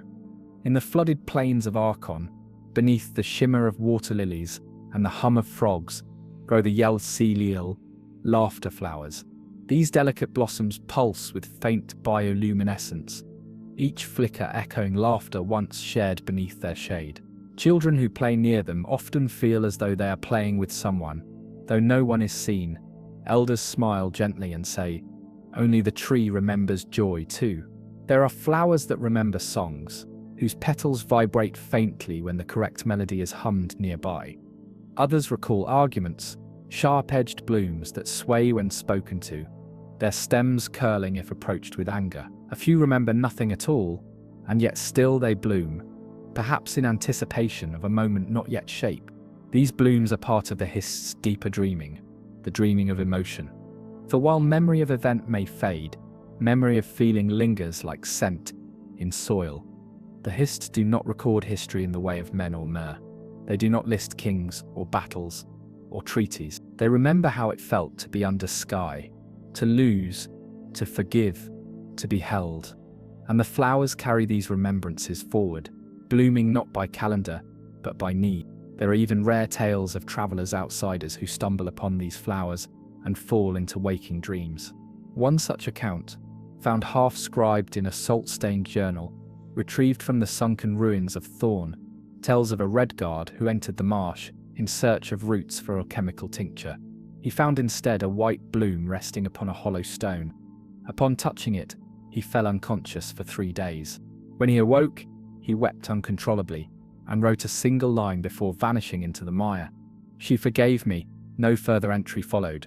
Among the tree minders, this phenomenon is known as Silarath, the soul stirring. It is believed that in rare cases, the Hist uses a memory flower to deliver an echo of healing, an unspoken message across time and blood, a soft answer to a wound not yet closed. The flower acts as bridge, not between people, but between selves, between who one was and who one has become.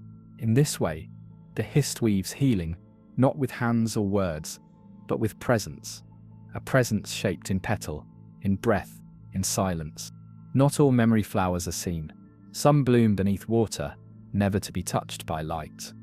Others bloom only in dreams, appearing in the mind's eye when sleep is deepest. And a few, perhaps the most sacred, bloom only once, for a single heartbeat. At the moment, a soul is folded back into the root. These are the flowers of death, though the Saxhleel do not call them such. To them they are Zulve, return blooms. Their petals are soft, dark, and warm. They carry no scent, but their presence is unmistakable. When they appear, the tree minders bow, for they know the Hist has gathered a soul home, not ended it, not erased it, folded it back into song. And so, beneath the moonlight or beneath the mire, the memory flowers bloom. They do not speak, they remember. And the Hist, dreaming through root and rain, sings softly through every petal, forever. There is a place in Black Marsh where sound itself is said to sleep. Not in silence, but in slumber, a deeper, thicker stillness that coats the air like sap along old bark. This place is known in the oldest root whispers as Vax Lel, the grove without voice. It lies far beyond the mapped borders, where the land folds in on itself in fog and vine, and the sky forgets to rise above the canopy. Those who approach Vax Lel do so with reverence or not at all, for in that grove, the Hist does not dream as others do. It dreams only inward. No visions are shared, no sap is given, no tones are offered, and yet to step within its domain is to be overcome by knowing, not in the form of images or whispers, but in the purest shape of presence.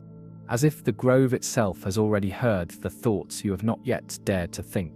Among the Saxhleel, Vaxhleel is called the heart of listening, though it does not beat.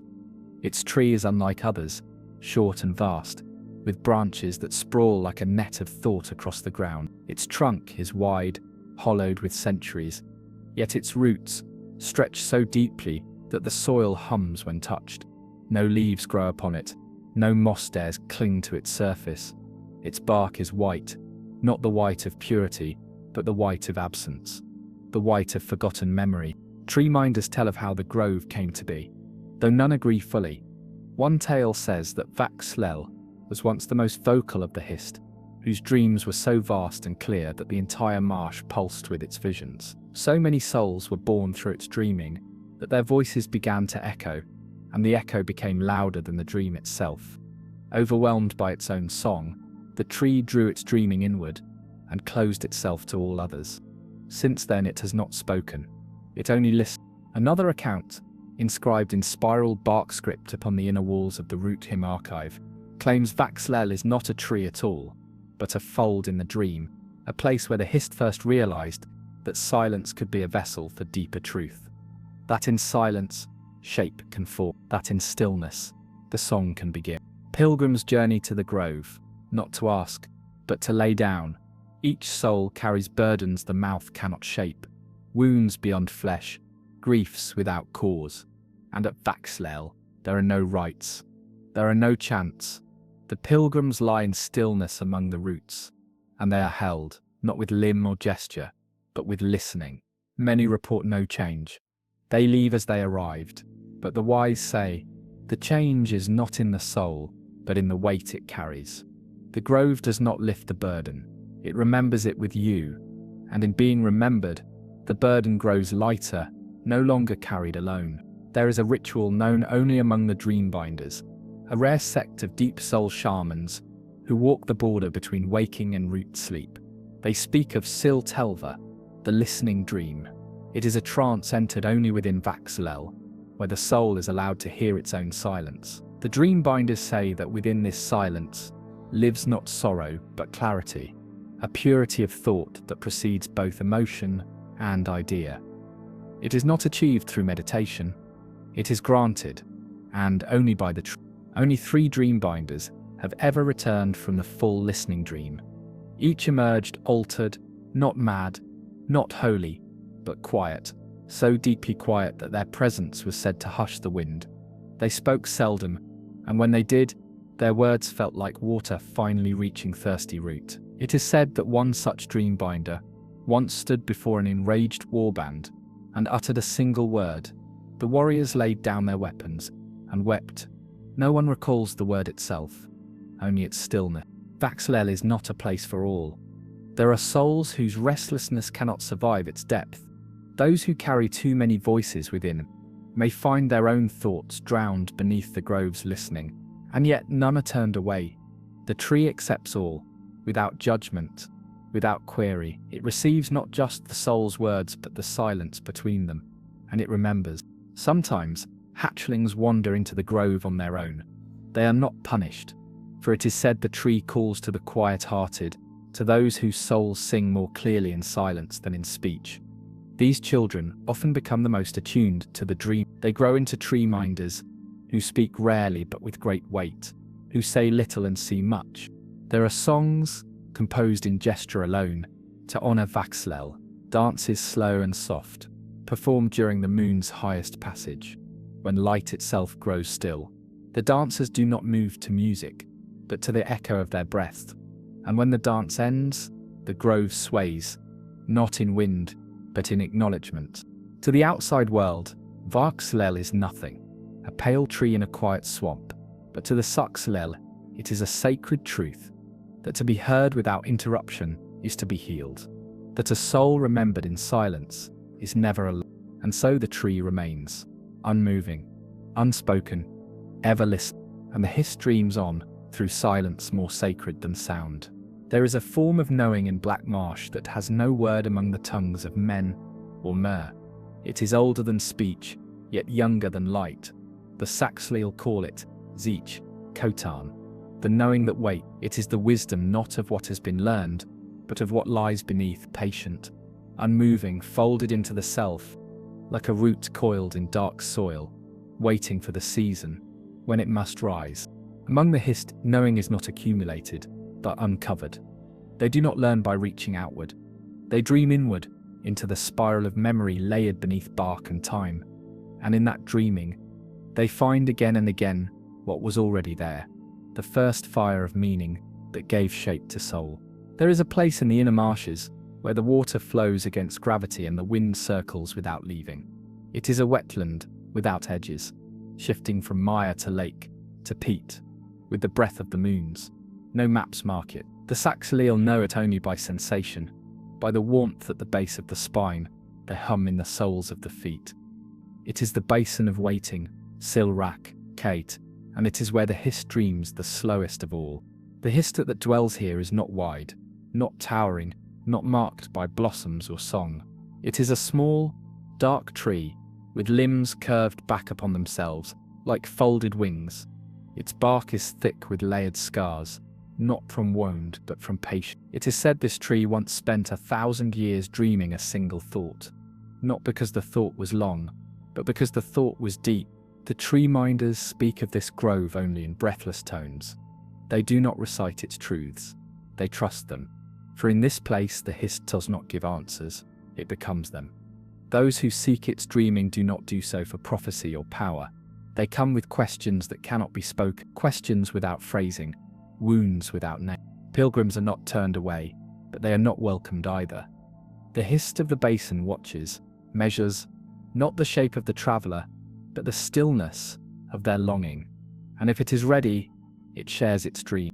But that dream is not given in symbols or vision. It arrives slowly, across days, sometimes seasons. First, the sleep deepens. Then, the breath slows. And finally, the dream begins, not in image, but in return, a returning to places of the self long buried, a memory of the moment before the soul chose its name. There is no tale more sacred to the dreamwalkers than that of Nahith, the hollow soul. He was born with no dreams, not one. The Hist gave him no vision at birth, no node, no tone. He grew in silence, neither cursed nor exalted. He listened, he served, and in time, he grew hollow, not with sorrow, but with space.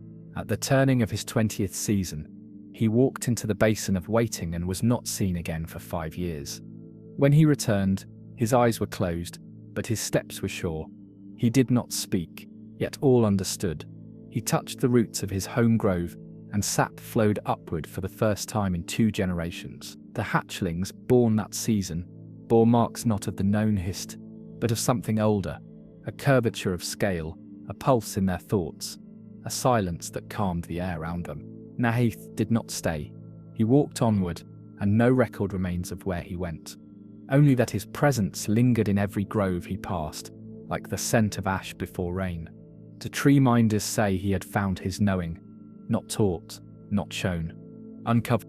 The knowing that waits is not for the impatient. It cannot be forced. It must be felt into being, like sap warming beneath frost. Many come and return unchanged. Some fall into sleep and never rise.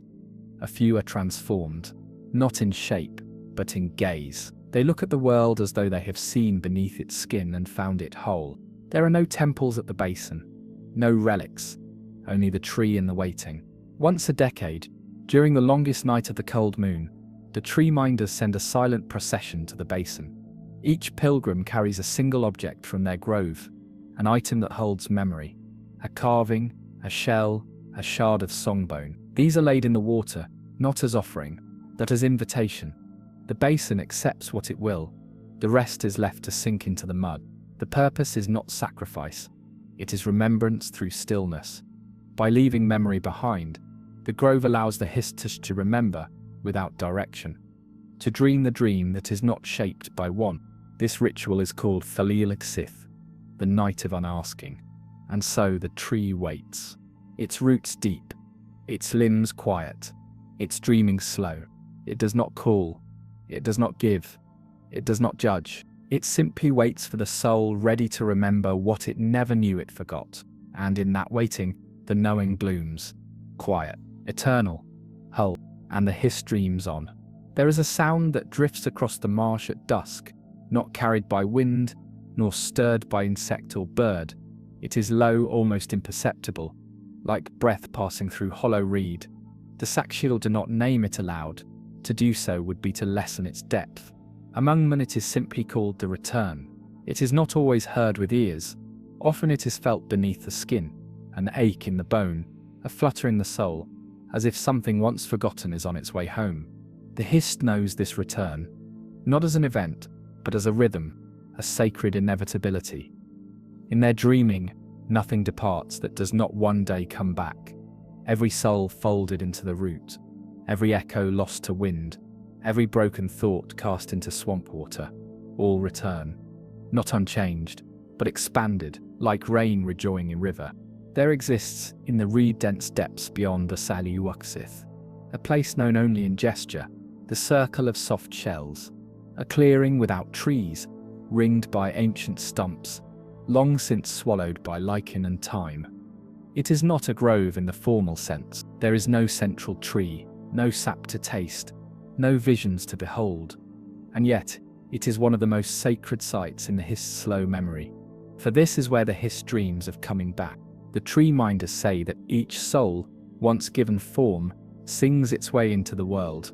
That song may be bright or broken, long or brief, but no matter its path, the song carries its rhythm back to the root. And in the circle of soft shells, that rhythm is echoed, not by trees, but by the very earth, as if the land itself remembered the step of every soul who had passed across it. In times of reflection, when the seasons turn with uncommon gentleness and the moons hang low as lanterns in the sky, the Saksliel gather at the circle, not in ceremony, but in stillness. They sit upon the softened stumps and listen, not for words but for resonance, the kind of knowing that blooms only in silence. Some say that those who sit long enough begin to feel presences, unseen, unfelt by the five senses, but present nonetheless. These are not spirits, nor ancestors in the way of other cultures. They are echoes of the soul's earlier shapes, past selves, possibility, fragments of the dream the Hist once breathed into them. They do not speak, they do not instruct, they sit beside the living, silently remembered. One tale, told by gesture and sung breath, tells of a young hatchling who sat at the circle for 7 days without food or voice. On the final night, a heavy fog descended. Witnesses say the air grew thick with memory. Scenes from different lives flickered like candlelight across the water. When the fog lifted, the hatchling stood taller, older in gaze, though unchanged in form. She walked away humming a song that none could name, but all somehow knew. It is said that, in that moment, her soul had rejoined a piece of itself left behind in a forgotten life. She had become whole. This is the mystery the Hist weave. Not reincarnation in the strict sense, nor the endless recycling of spirit, but a deeper spiral, a gathering. Each life is not a new flame, but a thread, winding back towards center. Each choice, each breath, each sorrow brings the soul closer to what it always was, a reflection of the tree's dreaming, returning home with new color. Even among the deepest traditions, it is understood that not all returns are gentle. Some come with pain, some bear wounds carried across lifetimes. The Hist do not flinch from this. They dream it all. They gather sorrow as carefully as joy. The tree minders say that the hardest memories are folded closest to the root, where they are held in warmth and weighed not for judgment, but for balance. In rare moments, the circle of soft shells glows faintly, never from above, but from within. The stumps shimmer with a pearly hue, as if moonlight had been soaked into their grain. In such nights, it is believed that many souls are returning at once. Some say you can hear footsteps that do not echo, or catch the scent of a place you've never been, but missed terribly. These are the signs of soul return, the gentle spiraling home. Foreigners who have stumbled upon the circle often speak of unease, not fear, but displacement, as if they have entered a conversation not meant for them, as if the air itself is speaking in a voice they almost, but not quite, remember. Most do not return. The Saxhleel do not mind. The place is not hidden out of secrecy, but out of trust. Those meant to return will find their way. To the Hist, there is no final parting. Even death is not departure, but the folding in of melody. When a Saxhleel passes, their final breath is not seen as an ending, but as the final note in a chord begun long ago. That chord may rise again, subtly different, bearing new harmonies, but it will always belong to the same root. The dreaming tree does not forget a soul. It does not erase. It does not replace. It waits, quietly, eternally. And when the soul returns, it is greeted not with trumpet or fire, but with stillness, a stillness so deep, the roots themselves hum with it. And in that hum, the soul knows, I have been here before, and I am welcome. And the dream continues. There are moments in the marsh when the world narrows to a single breath, not in fear, nor urgency, but in awe, when leaf and shadow, wind and root, all seem to exhale at once, and the soul is suspended within it. The Saxhleel call such moments soul pause. They are rare and not sought, for they cannot be forced.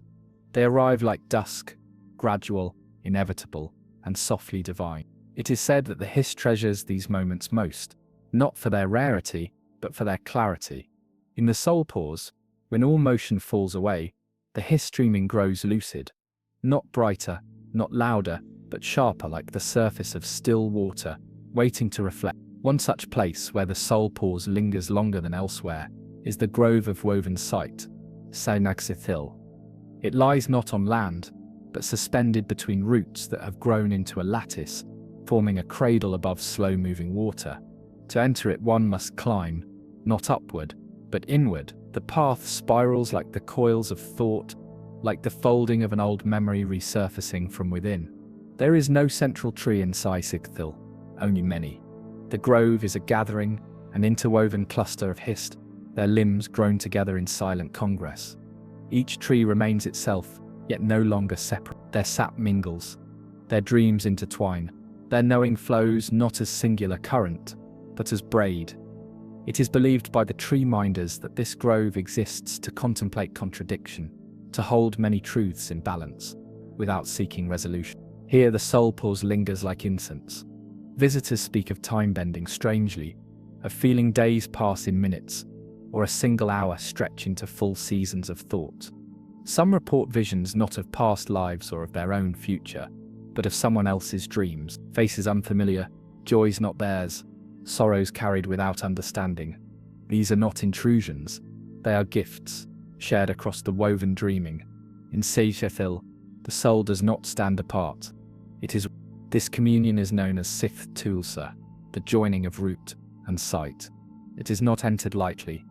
The body remains awake, but the soul sinks below, threading itself through the dreaming of the grove. For most, it lasts only minutes. For a few, it becomes something else, an awakening not to vision, but to presence. They return with no tale to tell, but a gaze that sees through veil and surface, as if the marrow of things had been revealed. Such souls are called teal valais, the sight braided.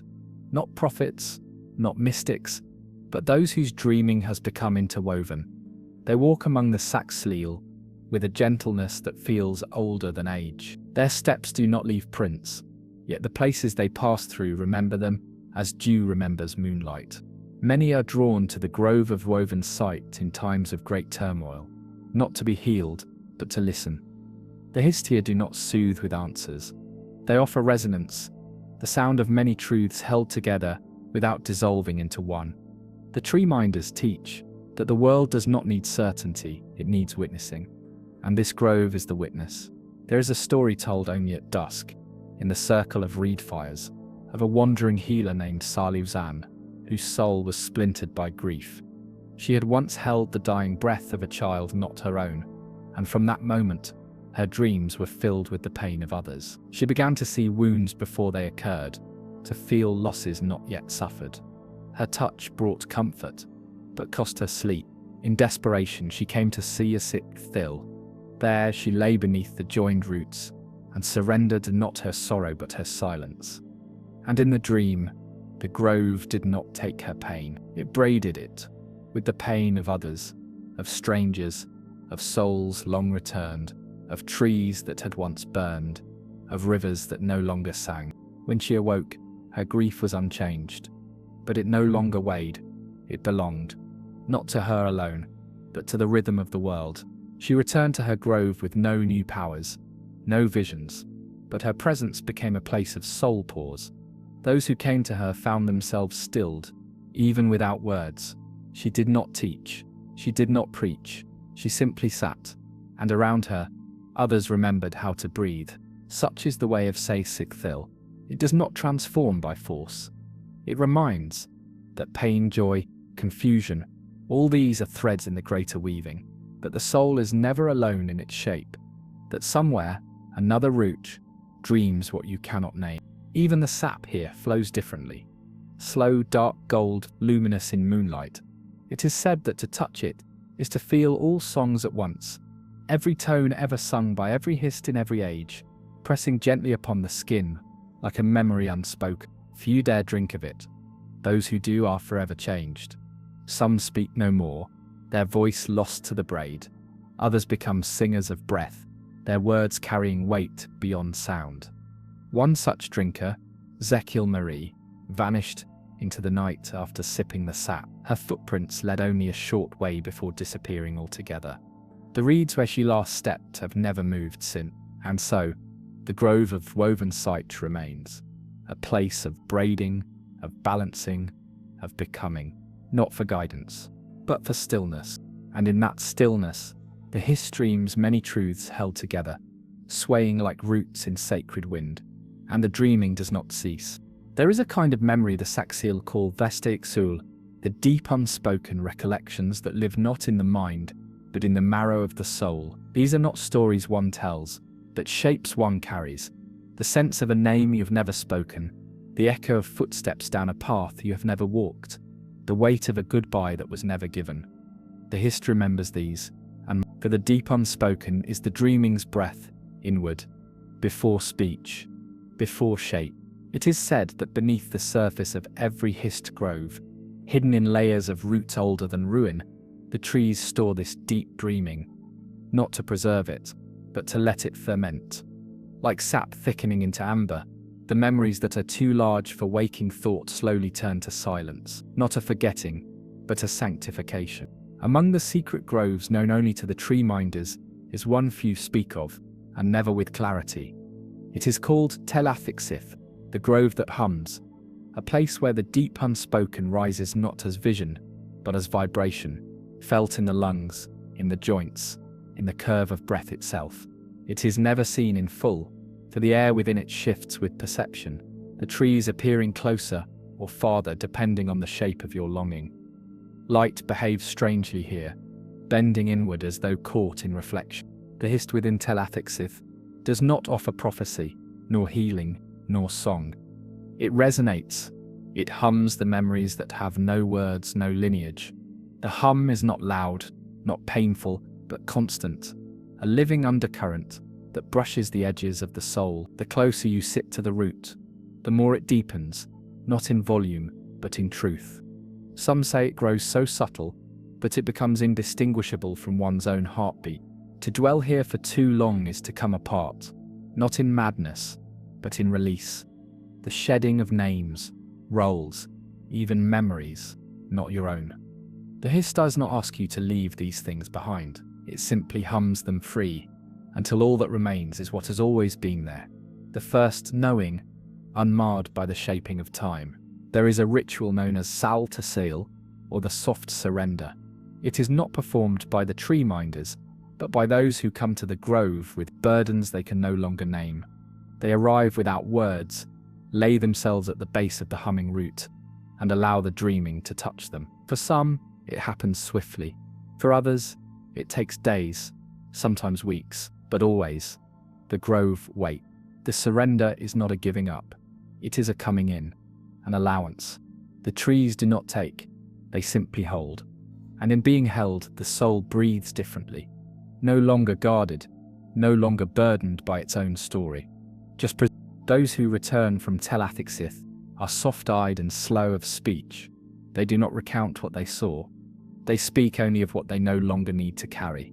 Often they walk without direction, content simply to be. They rest beneath other groves, humming quietly, not the song of the grove they left, but their own tone. Uncovered, some are never seen again. It is said these few become part of the grove itself, not as bark or leaf, but as resonance. Souls folded into the hum, dreaming without division. Scholars of the Empire once attempted to study Telathixith. They brought instruments, lexicons, astrological lenses. None of it worked. Their quills would not ink, their charts blurred. One by one, they left, unable to explain why. Only one remained, an aged translator of Aeladic canticles. When he returned to civilization, he left all language behind. He wrote no more. He only carved a spiral into the door of his dwelling and lived out his years in silence, weaving reeds into long, twisting braids. The tree minders understood. The spiral is a sacred shape in the root dream, a symbol of the soul in motion, not upward or forward, but inward, not conquering, but return. Telathixith is not revered for what it offers. It is revered for what it refuses to become. A place not of teaching, but of unbecoming. The grove does not shape the dream. It allows the dream to settle as dust upon still water, as ash upon soft earth. In the center of the grove is a single root knot, wide and smooth, like the dome of an elder's skull. It hums more deeply than the rest. Tree minders say this is the core dream, the place where the first soul once lay, humming the shape of the Hist into being, whether myth or memory. It does not matter. For when the deep unspoken rises, all myth becomes truth, and all truth becomes quiet. There are no songs for Telathixith, only silence braided with sound. No words, only breath. No stories, only presence. And the Hist dreams on through the hume, through the hush, through the memory that has no mouth. It remembers you still, not by your name, but by your resonance.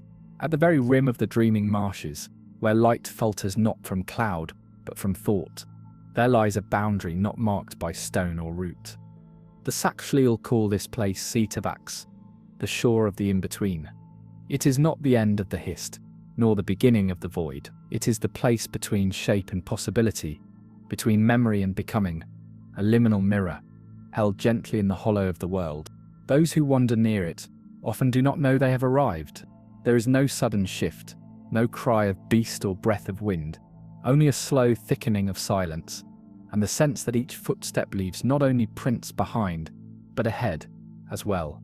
Time loosens here. Names soften. The air carries not scent, but potential. You are not yourself in this place, or rather you are all versions of yourself, unfolding softly like petals in the Hist's dreaming breath.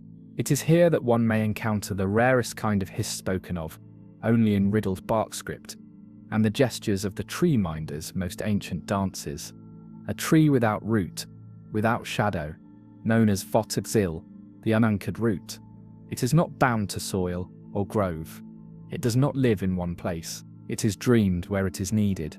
Vortic Sill appears not in the heart of Black Marsh, but at the edges of memory, where souls stray, where thought dims, where a path must be chosen, but cannot yet be seen. Its bark glows faintly, like starlight drowned in fog, and its limbs sway as if responding to dreams, not yet dreamed. Those who behold it often cannot say afterward whether they truly saw a tree, or only felt the presence of one. The tree minders do not teach its name. They do not invoke it. Instead, they trust that those meant to find it will do so at the proper moment, when the soul is no longer seeking, but waiting. Vorticil does not call. It receives. Those who come to this dreaming edge often carry questions too wide for words. They do not come for answers. They come for shape, for the gathering of scattered thought into something that can be held. Varsel does not speak, but its presence reveals, the way dew reveals the shape of the web, the way shadow reveals the nearness of flame. Many who stand before it report nothing at all in the moment. No vision, no message, no transformation. They often turn back, unchanged, and yet, in the seasons that follow, their lives shift, gently, inwardly. Choices unfold more softly. Anger dulls. Longing quiets. They begin to act as if remembering something not yet known. These are called the Vertki, the ones who crossed. They carry no mark. They share no vision. But those who know the shape of souls can feel it in their presence. A soft gravity, a nearness to the root of things. They are not holy. They are aligned. Among the deepest root chants passed only from tree minder to tree minder beneath moonless skies, there is mention of an old dream that the Hist was once formless, endless, scattered across the Arbis like mist. And in that state it yearned, not for power or dominion, but for connection. It longed to be seen. And so it bent inward, coiling its dreaming into form after form, tree after tree. Afangil is said to be the last of these, formed not to shape the world, but to mark its thresholds. It appears when a cycle ends, when a soul must choose whether to return to the dreaming or step into something wholly new. It waits in stillness, in gentleness, in profound invitation. Some say it is not a tree at all, but the memory of the first question the Hist ever asked, "What shape shall I take?" No answer was ever carved into bark. Only this presence, only this place, this quiet edge, where the dreaming begins to turn again. The shore of the in-between is not fixed, it drifts with thought and soul. But when it appears, even the wind listens. The insects hush, the water rests, and the Hist, vast and eternal, draws breath, not to speak, but to. For even in its endless dreaming, the Hist wonders what comes next. And you, standing at the edge, carry that answer, not in words but in being. And the dreaming continues. There is a rhythm in the root not heard, but felt.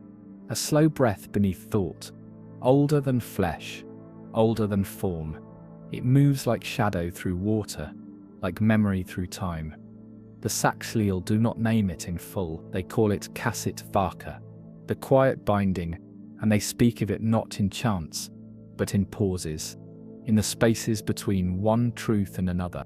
This rhythm binds not place to place, nor soul to soul, but grove to grove. A hidden root thread, unseen yet ever present, connecting the Hist across the deep underdream, where a grove falls silent. Others feel it. Where one blooms with sap song, others stir with joy they cannot explain. Through Kasset Vaka, the Hist do not communicate, they resonate. Scholars of other lands, with their scrolls and syllables, have long misunderstood this thread. They believe the Hist to be separate, each tree its own mind, its own will. But the Saxhleel know better. Each Hist is not a voice, but a note. Alone, they are potent. Together, they become a tone of being, a resonance too vast to be housed in language. There is a place deep within the central marshes where this binding is most keenly felt. The Saxhleel call it Hassan Vel, the chamber of binding roots. It is not a grove in the ordinary sense. No sapling rises there, no leaves reach toward the sky.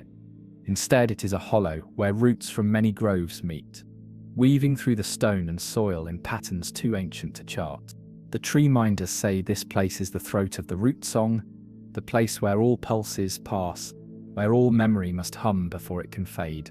Not every Saxileel is permitted to enter Hassenvale, only those who have passed the rite of return, those whose dreaming has aligned with more than one grove. These souls are called Velkanesh, the twice-rooted. They're not born, they are remembered. Velkanesh walk with the awareness of more than one rhythm. Their dreams bear traces of distant groves, voices they have never met, trees they have never touched. Some call them echo bearers, others call them bridges, but none deny their stillness, or the way time softens in their presence. It is as if their souls have already lived part of tomorrow, and no longer rush toward it. There is an account half-preserved in bark script, near Arkon, of a Velkanesh known only as Saxil Ma. She spoke no words for 30 years, her silence mistaken for sacred vow. But when the Hist at Houghton Shea fell into root silence, a dreaming broken by war, Saxil Ma placed her hand upon the bark and sang a tone not heard in living memory. The Hist stirred, sap rose, leaves wept, and the grove rejoined the dream. None could say where her tone came from, but among the tree minders, it is whispered that it passed through Hassenvale, that Kasith Vaka had carried the dream from one root to another, waiting only for the right soul to voice it. This is the way of the binding roots. They do not command, they do not lead, they link. Quietly, constantly.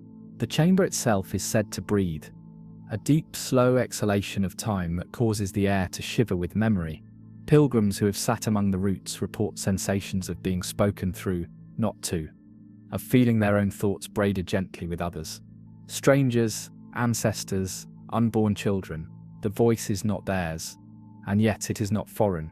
It is familiar in the way fire is familiar to ash.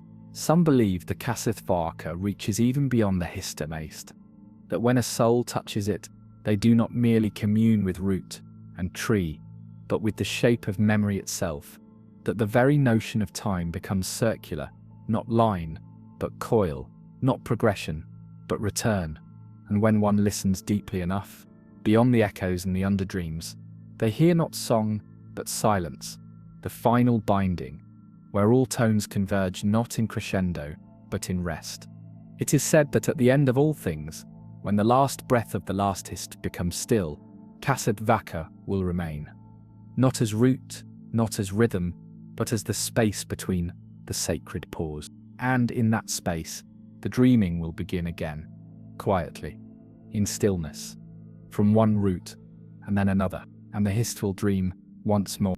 There is a rhythm beneath all things in Black Marsh, a pulse that moves not through blood, but through breath, not through sound, but through sap. The Saxileel call it Seal Tava, the slow pulse of the world. It is not always noticed even by those who walk the marsh with reverence. It is felt when speech falls away, when the wind holds still, when the soul leans inward and listens not for voice, but for presence. The Hist do not beat with hearts, but they pulse with memory. Each grove has its own rhythm, a cadence shaped by the dreaming that flows within and around it. These pulses are not constant, they shift as the dreaming shifts, responding not to time but to soul. And among all groves, there is one whose rhythm is said to beat slower than all others. A place called Thuam Nasa, the grove of the last pulse. Thuam Nasa lies in the sunken lowlands beyond Hisma, where the water folds over the roots like old cloth, and the sky remains ever dim, even when Magnus burns above. It is a quiet place, not for its lack of life, but for the stillness of its being. No insects hum here, no birds cry, even the frogs croak in a single rhythm, spaced apart like the slow toll of some forgotten bell. The Hist that dwells here is not ancient in age, but in depth. It dreams slowly, so slowly, that even the tree minders are unsure if it dreams at all. Its bark is dark with age, yet unmarked by gleaf or carving. Its roots curve inward, circling themselves as if holding a memory too sacred to share. The Saxileel say that this tree pulses once each season, and that each pulse echoes across the whole of the Hist, resonating so deeply that even the stars pause in their arc across the sky. Pilgrims come not to seek, but to synchronize, to match their own inner rhythms to that of the last pulse. They sit for days, sometimes longer, waiting to feel the moment when their breath aligns, not with their body, but with the dreaming. When it comes, it is never grand, just a stillness, a certainty, a weightless pause in which everything forgotten suddenly remembers itself. This moment is called soothe, the sacred pause. Those who experience it often do not speak of it afterward, not from secrecy, but from reverence. The memory of the sacred pause is too large for language. It lingers, not as thought, but as tone, an inner rhythm carried forward in footfall, in gaze, in the way the hand reaches gently instead of grasping. It is said that those who have felt the last pulse cannot be hurried, not in voice, not in heart. They walk slower, see deeper, they speak when needed, and no sooner, time flows around them, as if knowing it cannot force them forward. There is one tale of a root priest named Exesh, who came to Thuanasa in the season of salt fall, when the tide swallowed the reed roads, and even the stars stayed hidden for weeks. She had lost her way, not in body, but in know. Her grove had fallen quiet, her dreams full of echoes with no source. She wandered, empty of vision, until she found herself beneath the limbs of the last pulse. For 12 days she waited, without sleep, without food, her gaze fixed on the root folds below her. On the 13th day, she wept, not from sorrow, but from alignment. She had found the sacred pause. Her breath slowed, her eyes closed. She leaned her forehead against the tree's base, and her dreaming resumed. When she returned to her grove, she did not speak. She simply touched the bark of her Hist, and sap began to rise again, slowly, softly, without urgency. The dreaming had been restored.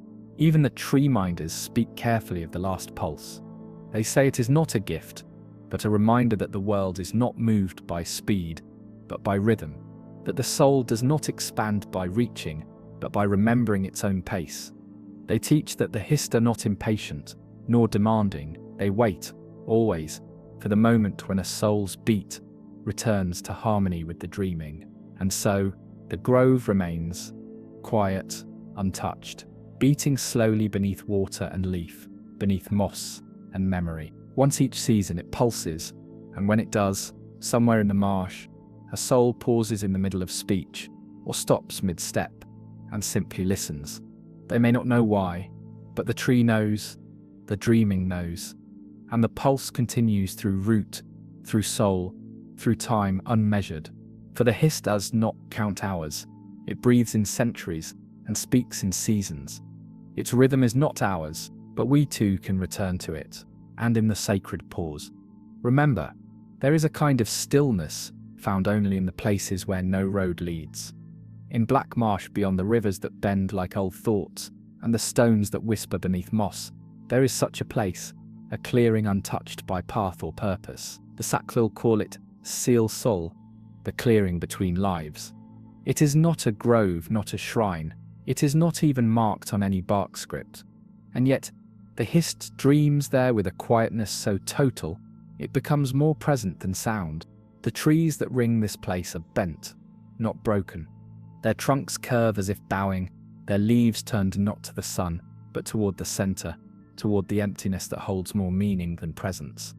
There is no central Hist here, no heartwood, no sapwell, no pulse. And yet every Saxleel who steps into Sailsal feels as though they have entered the breath between lifetimes, between dreams, between what was and what is becoming. Tree minders say this clearing remembers not the soul's journey, but its pauses, those sacred intervals where nothing must be done, where no decision waits, no fear presses, no dream demands form. These pauses are rare, even in the marsh, yet they are the marrow of change, not transformation through struggle, but through surrender, through simply being. It is believed by the dreamwalkers that each soul passes through Seal Soul between incarnations, that just before a new shape is chosen, and just after the last one is folded back into the root, the soul lingers here, it not as person or memory, but as tone, an unspoken chord awaiting its next movement. And in that moment, the Hist listens. The Saxleel do not speak of reincarnation in the way of men. They do not believe the soul returns with memory intact, or purpose foreknown. But they hold that each soul carries its own rhythm, a resonance that weaves through lifetimes like reed through break. And Seal Sul is where that rhythm is heard most clearly, not by the ears, but by the dream. Some have found the clearing during moments of inner unraveling, when grief has stilled the voice, when choices have become dust in the mouth. These wanderers do not come by trail. They are led softly, as if drawn by a memory that has not yet occurred. They step into the ring of bent trees and feel not watched, but witnessed. The difference is sacred. There are no visions here, no voices, only the gentle hush of leaves that have not fallen, and the low echo of thought finding room to breathe. A legend held closely by the tree mothers of the deep, Uxith, tells of a soul known only as Tajialish, the twice forgotten. Born into silence, he was passed between groves, his presence so quiet it seemed the Hist had turned its root from him. No dream marked his birth, no tone graced his name. In his 37th season he disappeared into the marsh, never to return. But years later, when a child was born under the bloom of 3 moons, a tree minder touched the sapling where the naming took place, and shivered. She spoke then, for the only time in her long years, and said, "He has returned not through memory, but through rhythm." The child was named Ishtava, the rhythm that returns. From this story, the Saxileel learned that Seal Sul does not mark identity, but continuity. That a soul may forget, may falter, may fall into shadow, but its tone will return, and the Hist will hear it. Always. On certain nights, when the fog lies low and the insects refuse to sing, the tree minders say you can stand at the edge of the clearing and feel every soul that has passed through it.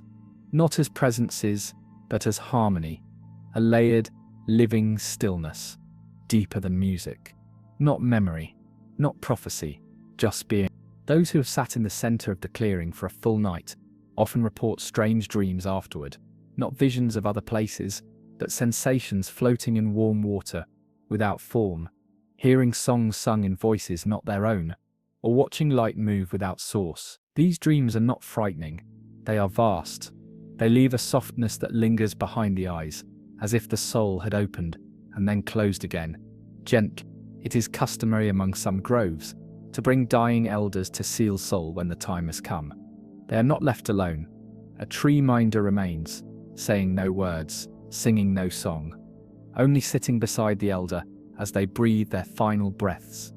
In the place between, it is said that in those final moments, the soul loosens more easily, finding the rhythm it left behind. And the Hist waiting at the edge of the dreaming receives it with open root. No incense is burned, no prayers are spoken. The only sound is breath, matched by leaf, matched by water, matched by nothing. This is the silence between lifetimes. This is Seal Sul, and it remains unchanged, unseen by many, but always waiting for the soul that must pause before beginning again. For the Hist does not rush, it does not push, it simply waits, and listens, and dreams. In the heart of the marsh, where time flows like sap, thick, slow, and rich with memory, there is a grove whose name is not spoken, only breathed. The Saxileel call it Sultelvani, the grove of the lost name, but even that is only a shadow of its true shape, which cannot be held in syllables. It is a place where language fails, and meaning must unfold like a fern in stillness. Unlike other groves, this one bears no record of itself. No bark script remains. No oral chant is passed from tree minder to acolyte. No song, no stone, no flame has marked its border. It is remembered only in dreams that drift outside their proper sleep. In the long echoing silences between the root hymns, some say even the Hist do not speak of it directly. They remember it sideways in scent and shade, like grief that never quite ends. And yet it exists. Its trees are tall and hollow, their insides carved smooth by time or thought. No leaves hang from their branches, yet their canopy weaves shadows like woven cloth.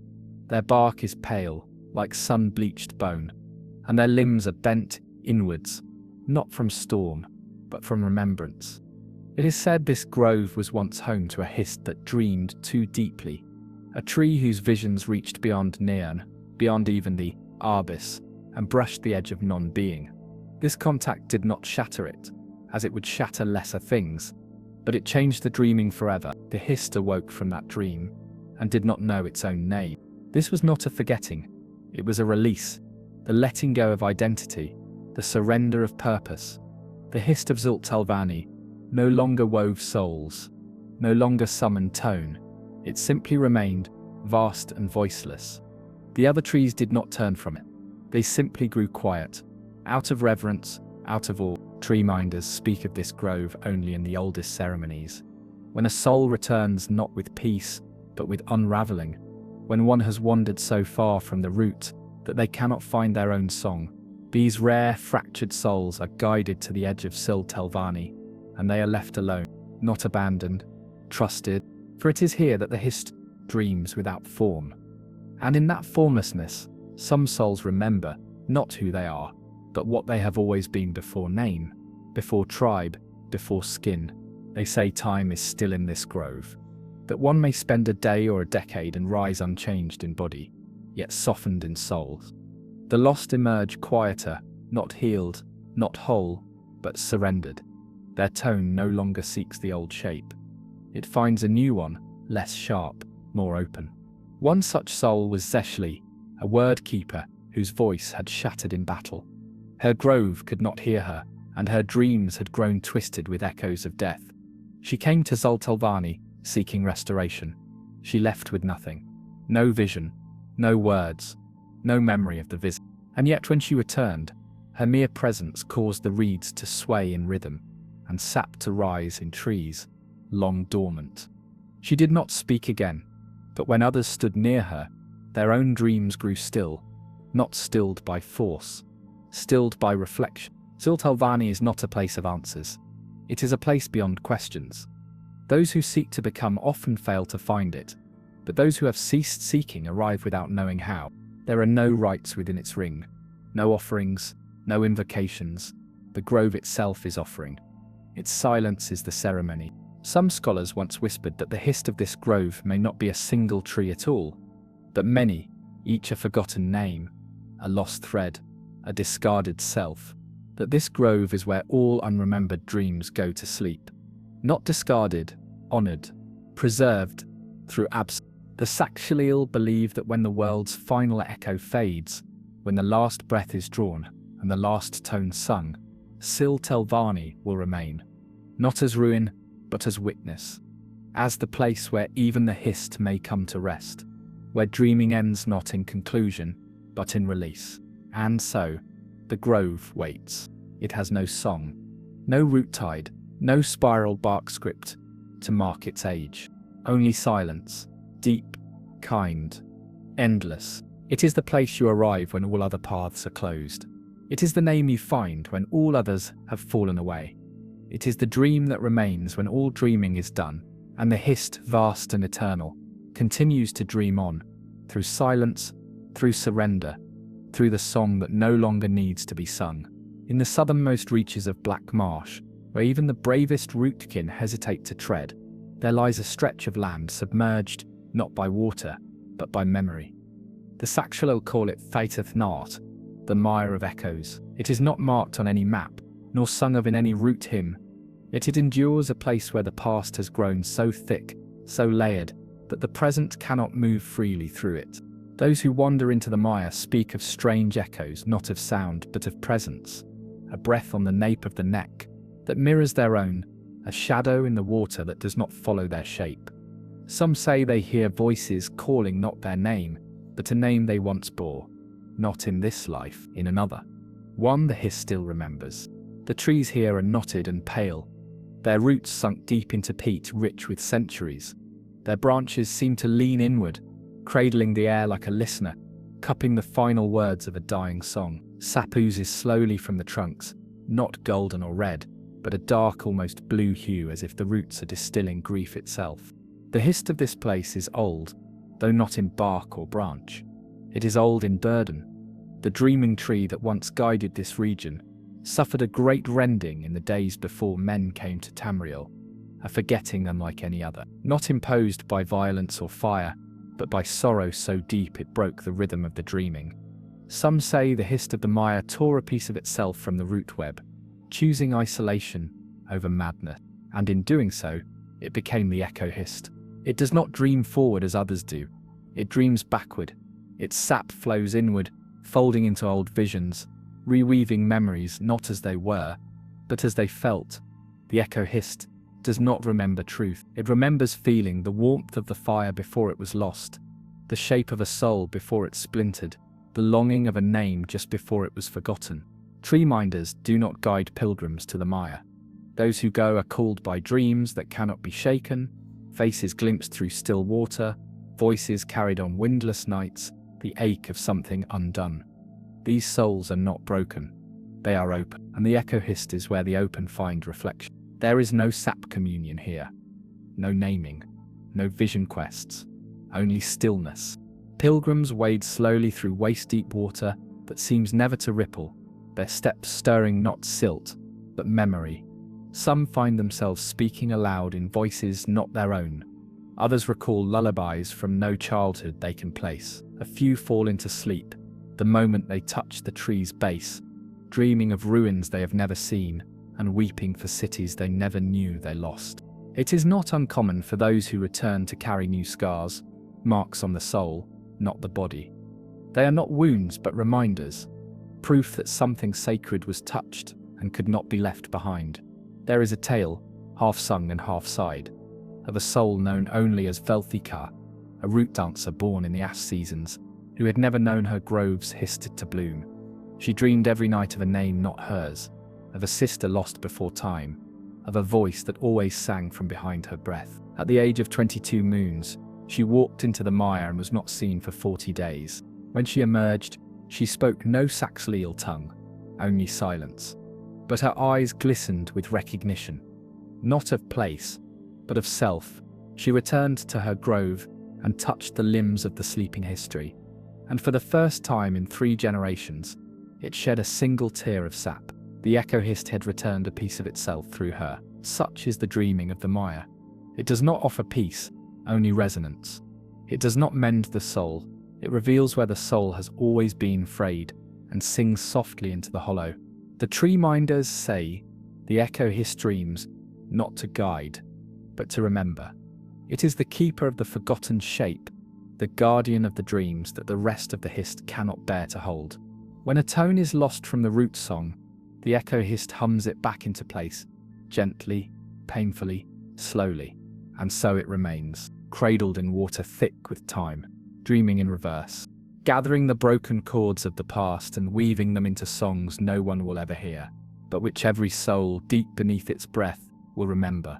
For in the mire of echoes, the Hist dreams not of what will come, but of all that still lingers. There are groves that sing, groves that teach, groves that reach with open limbs to the moons above, or sink their roots deep into the blood of the land. But there is one grove, spoken of rarely, only in twilight tones that watch. Its name is never written in bark script or sung in the reed chants. It is known only as Seal Tetithil, the grove of witness. To witness is not to act. It is not to heal, to shape, or to dream. It is to remain, to be present at the edge of transformation and say nothing, yet feel everything. The grove of witness does not speak. It does not pulse. Its Hist is still, not asleep, but utterly aware. It is said to rest atop an ancient stone shelf buried in a half-submerged swamp, where time itself is shallow. The water reflects not the sky, but the soul. And in that reflection, the Hist watches not with judgment, nor with desire, but with clarity. Those who walk into the grove do not find themselves changed. They find themselves seen. The trees here are tall and smooth, their bark almost silver in the dim light that never seems to shift. Their roots wrap around stone, not to break it, but to remember it. No leaves fall, no wind stirs the canopy. The air is thick with awareness. To breathe here is to feel each part of your soul laid bare, as though every layer of self had been slowly unwrapped and held in soft hands. The Saxleal believe the Grove of Witness was formed during the Shadow War, an era when Hist and Daedra both turned their eyes upon the mortal soul and found it capable, not powerful, not divine, simply capable of choosing. And from that realization, the Witness Tree was born, not as actor, but as observer. It does not dream for others. It dreams of them. Pilgrims do not come seeking comfort here. They come when all else has fallen away, when their paths have forked too many times, when the root song no longer stirs in their chest, when their soul feels distant, like mist over still water. They sit at the base of the witness tree and wait. There is no ritual, no communion, no trance, just waiting. And in that waiting, something begins to change, not from the Hist, but from within. A memory returns, a truth once hidden beneath roles, masks, expectations. The soul remembers a choice once made, or a step once turned away from. There is pain in this, sometimes, but not punishment, only presence. For the witness tree does not correct, it does not guide. It simply sees. There is a record held in resin-etched shell tablets beneath the temple at Houghton 1 of a seeker named Dosil Khan, who once came to the Grove of Witness after failing to protect her grove from a flood brought by false vision. Her dreams had led her to raise the wrong wall, and the water had taken half the kin of her tribe. For 7 days she sat in silence, not seeking forgiveness, but bearing the weight of having been wrong. On the 8th day, she stood, and she knew. Not why the vision failed, not how to undo the flood, but she knew herself, the thread of her soul, not as perfection, but as continuity. She walked back to her people, and rebuilt, not the wall, but the flow. The grove was not raised higher, but shaped to move with water, not against it. She never dreamed again. She no longer needed to. The tree minders say Dosil Kum became a silent rhythm, a walking mirror of the witness tree, unblinking and still, her every breath aligned with consequence, with presence. There are whispers, never written, that the Grove of Witness existed before the Hist dreamed form, that it was the first pause when consciousness beheld itself and did not speak, but simply knew. If true, it would mean that all Hist grew from that one moment of reflection, that all dreaming, all tone, all sap and root began not in motion, but in awareness. This is why the Saxiel holds silence sacred, not as emptiness, but as fullness held gently.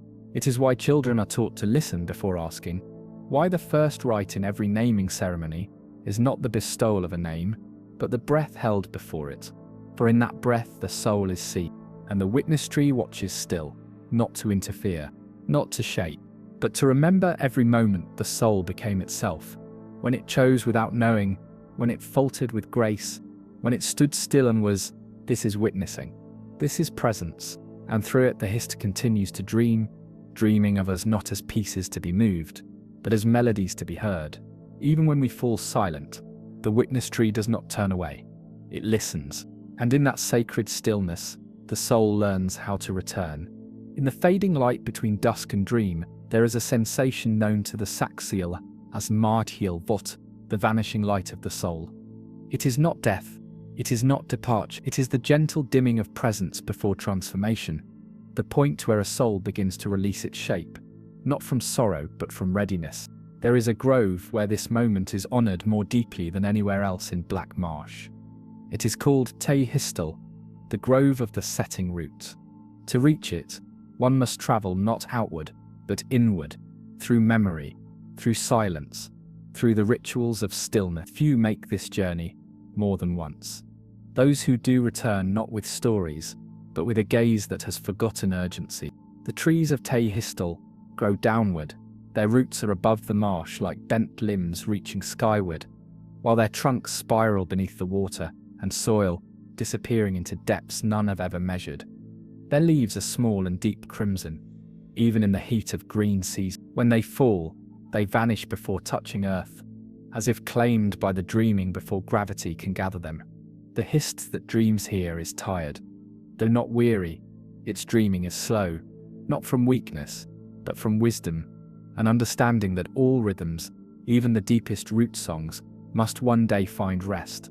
This tree does not create new tones, it receives the final notes of songs that have nearly ended. Tree minders do not dwell in Te Histel. Only the Zulmaksul, the root farers, tend the grove. These are Saxliel, who have chosen to carry others into the final dreaming, not as priests, not as guardians, but as gentle shadows, moving beside those whose light has begun to dim. They speak little, they sing only once, at the moment the soul loosens its bond to the body. It is said their song is not for the dying, but for the Hist, to alert the tree that another tone returns to be folded back into the dreaming. Pilgrims do not come to Histel for vision. They come when they feel their name beginning to fade, when the story they have lived no longer clings to them, when the breath in their chest carries no more yearning. Here the soul finds not resolution, but dissolution, a soft unraveling, as a river that forgets its course and rejoins the sea. One tale tells of Hasakeel, an old dream seer, whose visions once shaped the paths of 3 groves. In her final years, her dreams grew silent. She no longer saw the root songs, no longer heard the echoes of past or future. She smiled at this silence. She said the dreaming was not gone, but complete. And so she journeyed to Histel. She was carried by 2 root-farers, though she needed no support. When she arrived, she placed her hand on the inverted roots of the tree and whispered a name no one had heard before, not her own, but one spoken in another life. She closed her eyes and breathed out. When she did not breathe in again, the leaves above the grove darkened slightly, just for a moment. Then light returned. No words were spoken. The tree had received her rhythm. It is said that the Hist do not mourn, but they mark the passing of souls whose tones have reached their final cadence. In Histel, these passings are not buried or carved. They are folded into the dreaming, like ink into water disappearing from view, but never from truth. On rare occasions, crimson petals fall from the tree's limbs and do not vanish. These are gathered by the root-farers and placed within hollow shells, sealed with resin, and cast upon the river at the end of the season. No name is spoken, no ritual performed, only a gesture, the letting go. The Saxhleel believe that when one's tone is fully returned, the Histite sings it once more, not in mourning, but in memory. A single time beneath the surface of all other songs, that echo is said to ripple through every other tree, touching roots and sap and leaf alike, until the entire web of dreaming vibrates with the echo of a life no longer here, yet never lost. Histel remains as it always has. Quiet, listening, received.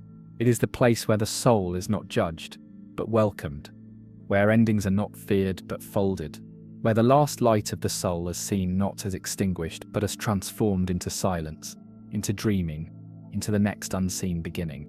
And as the stars above the marsh begin to blink into the velvet sky, the grove of the setting root leans ever downward, ever inward, into the dark soil of sacred forgetting. The dreaming continues. It always continues. And so we come to the edge of breath, where even the wind dares not pass, and the dreaming no longer flows forward or back, but simply settles. There is no grove here, no tree, no root, nor sap, nor stone, only stillness, only the soft exhale of Solharthine, the forgotten root. This is not a place that can be reached, not by foot, nor thought, nor prayer. It exists not in the marsh, but within the fold between pulses of the Hist's dreaming. Some call it the hollowing, others the deep memory. It is neither, and both. It is the silence into which all tones must one day return. The Saxhleel do not speak of Solharthine to one another. It is known, but not taught. It is felt, often at night, often alone, when the fire has faded and all names have loosened their grip. It comes to those who no longer seek the Hist's voice, but who have become quiet enough to feel the absence that is still full of meaning. For the Hist does not end. It folds. It recedes inward, like a tide returning to a sea deeper than thought. And in Zulhathine, the dreaming goes dark, not with fear but with fullness. Here all songs are sung again, not in repetition, but in remembrance. Not as melody, but as echo. A final knowing that needs no answer. Those who reach this place in the heart are never the same. They do not return with wisdom, for there are no words to carry it. They return with weightless eyes, with movements no longer hurried, with silence that carries gravity. They become as stone beneath soft rain, still, unchanged, and yet transformed by what flows through them. Among the root singers, it is said that the first Hist came from Zulhathine, not grown, but remembered into being. that the dreaming itself was the act of a soul, remembering it had once been whole, that each tree, each grove, each breath of sap is not a beginning, but a continuation of that sacred memory. It is further said that one day, when all dreams have curled back into themselves, when all songs have ended in a final tone too subtle to hear, the Hist will return to Zulhathahin, not to vanish, not to sleep, but to become what it was before becoming.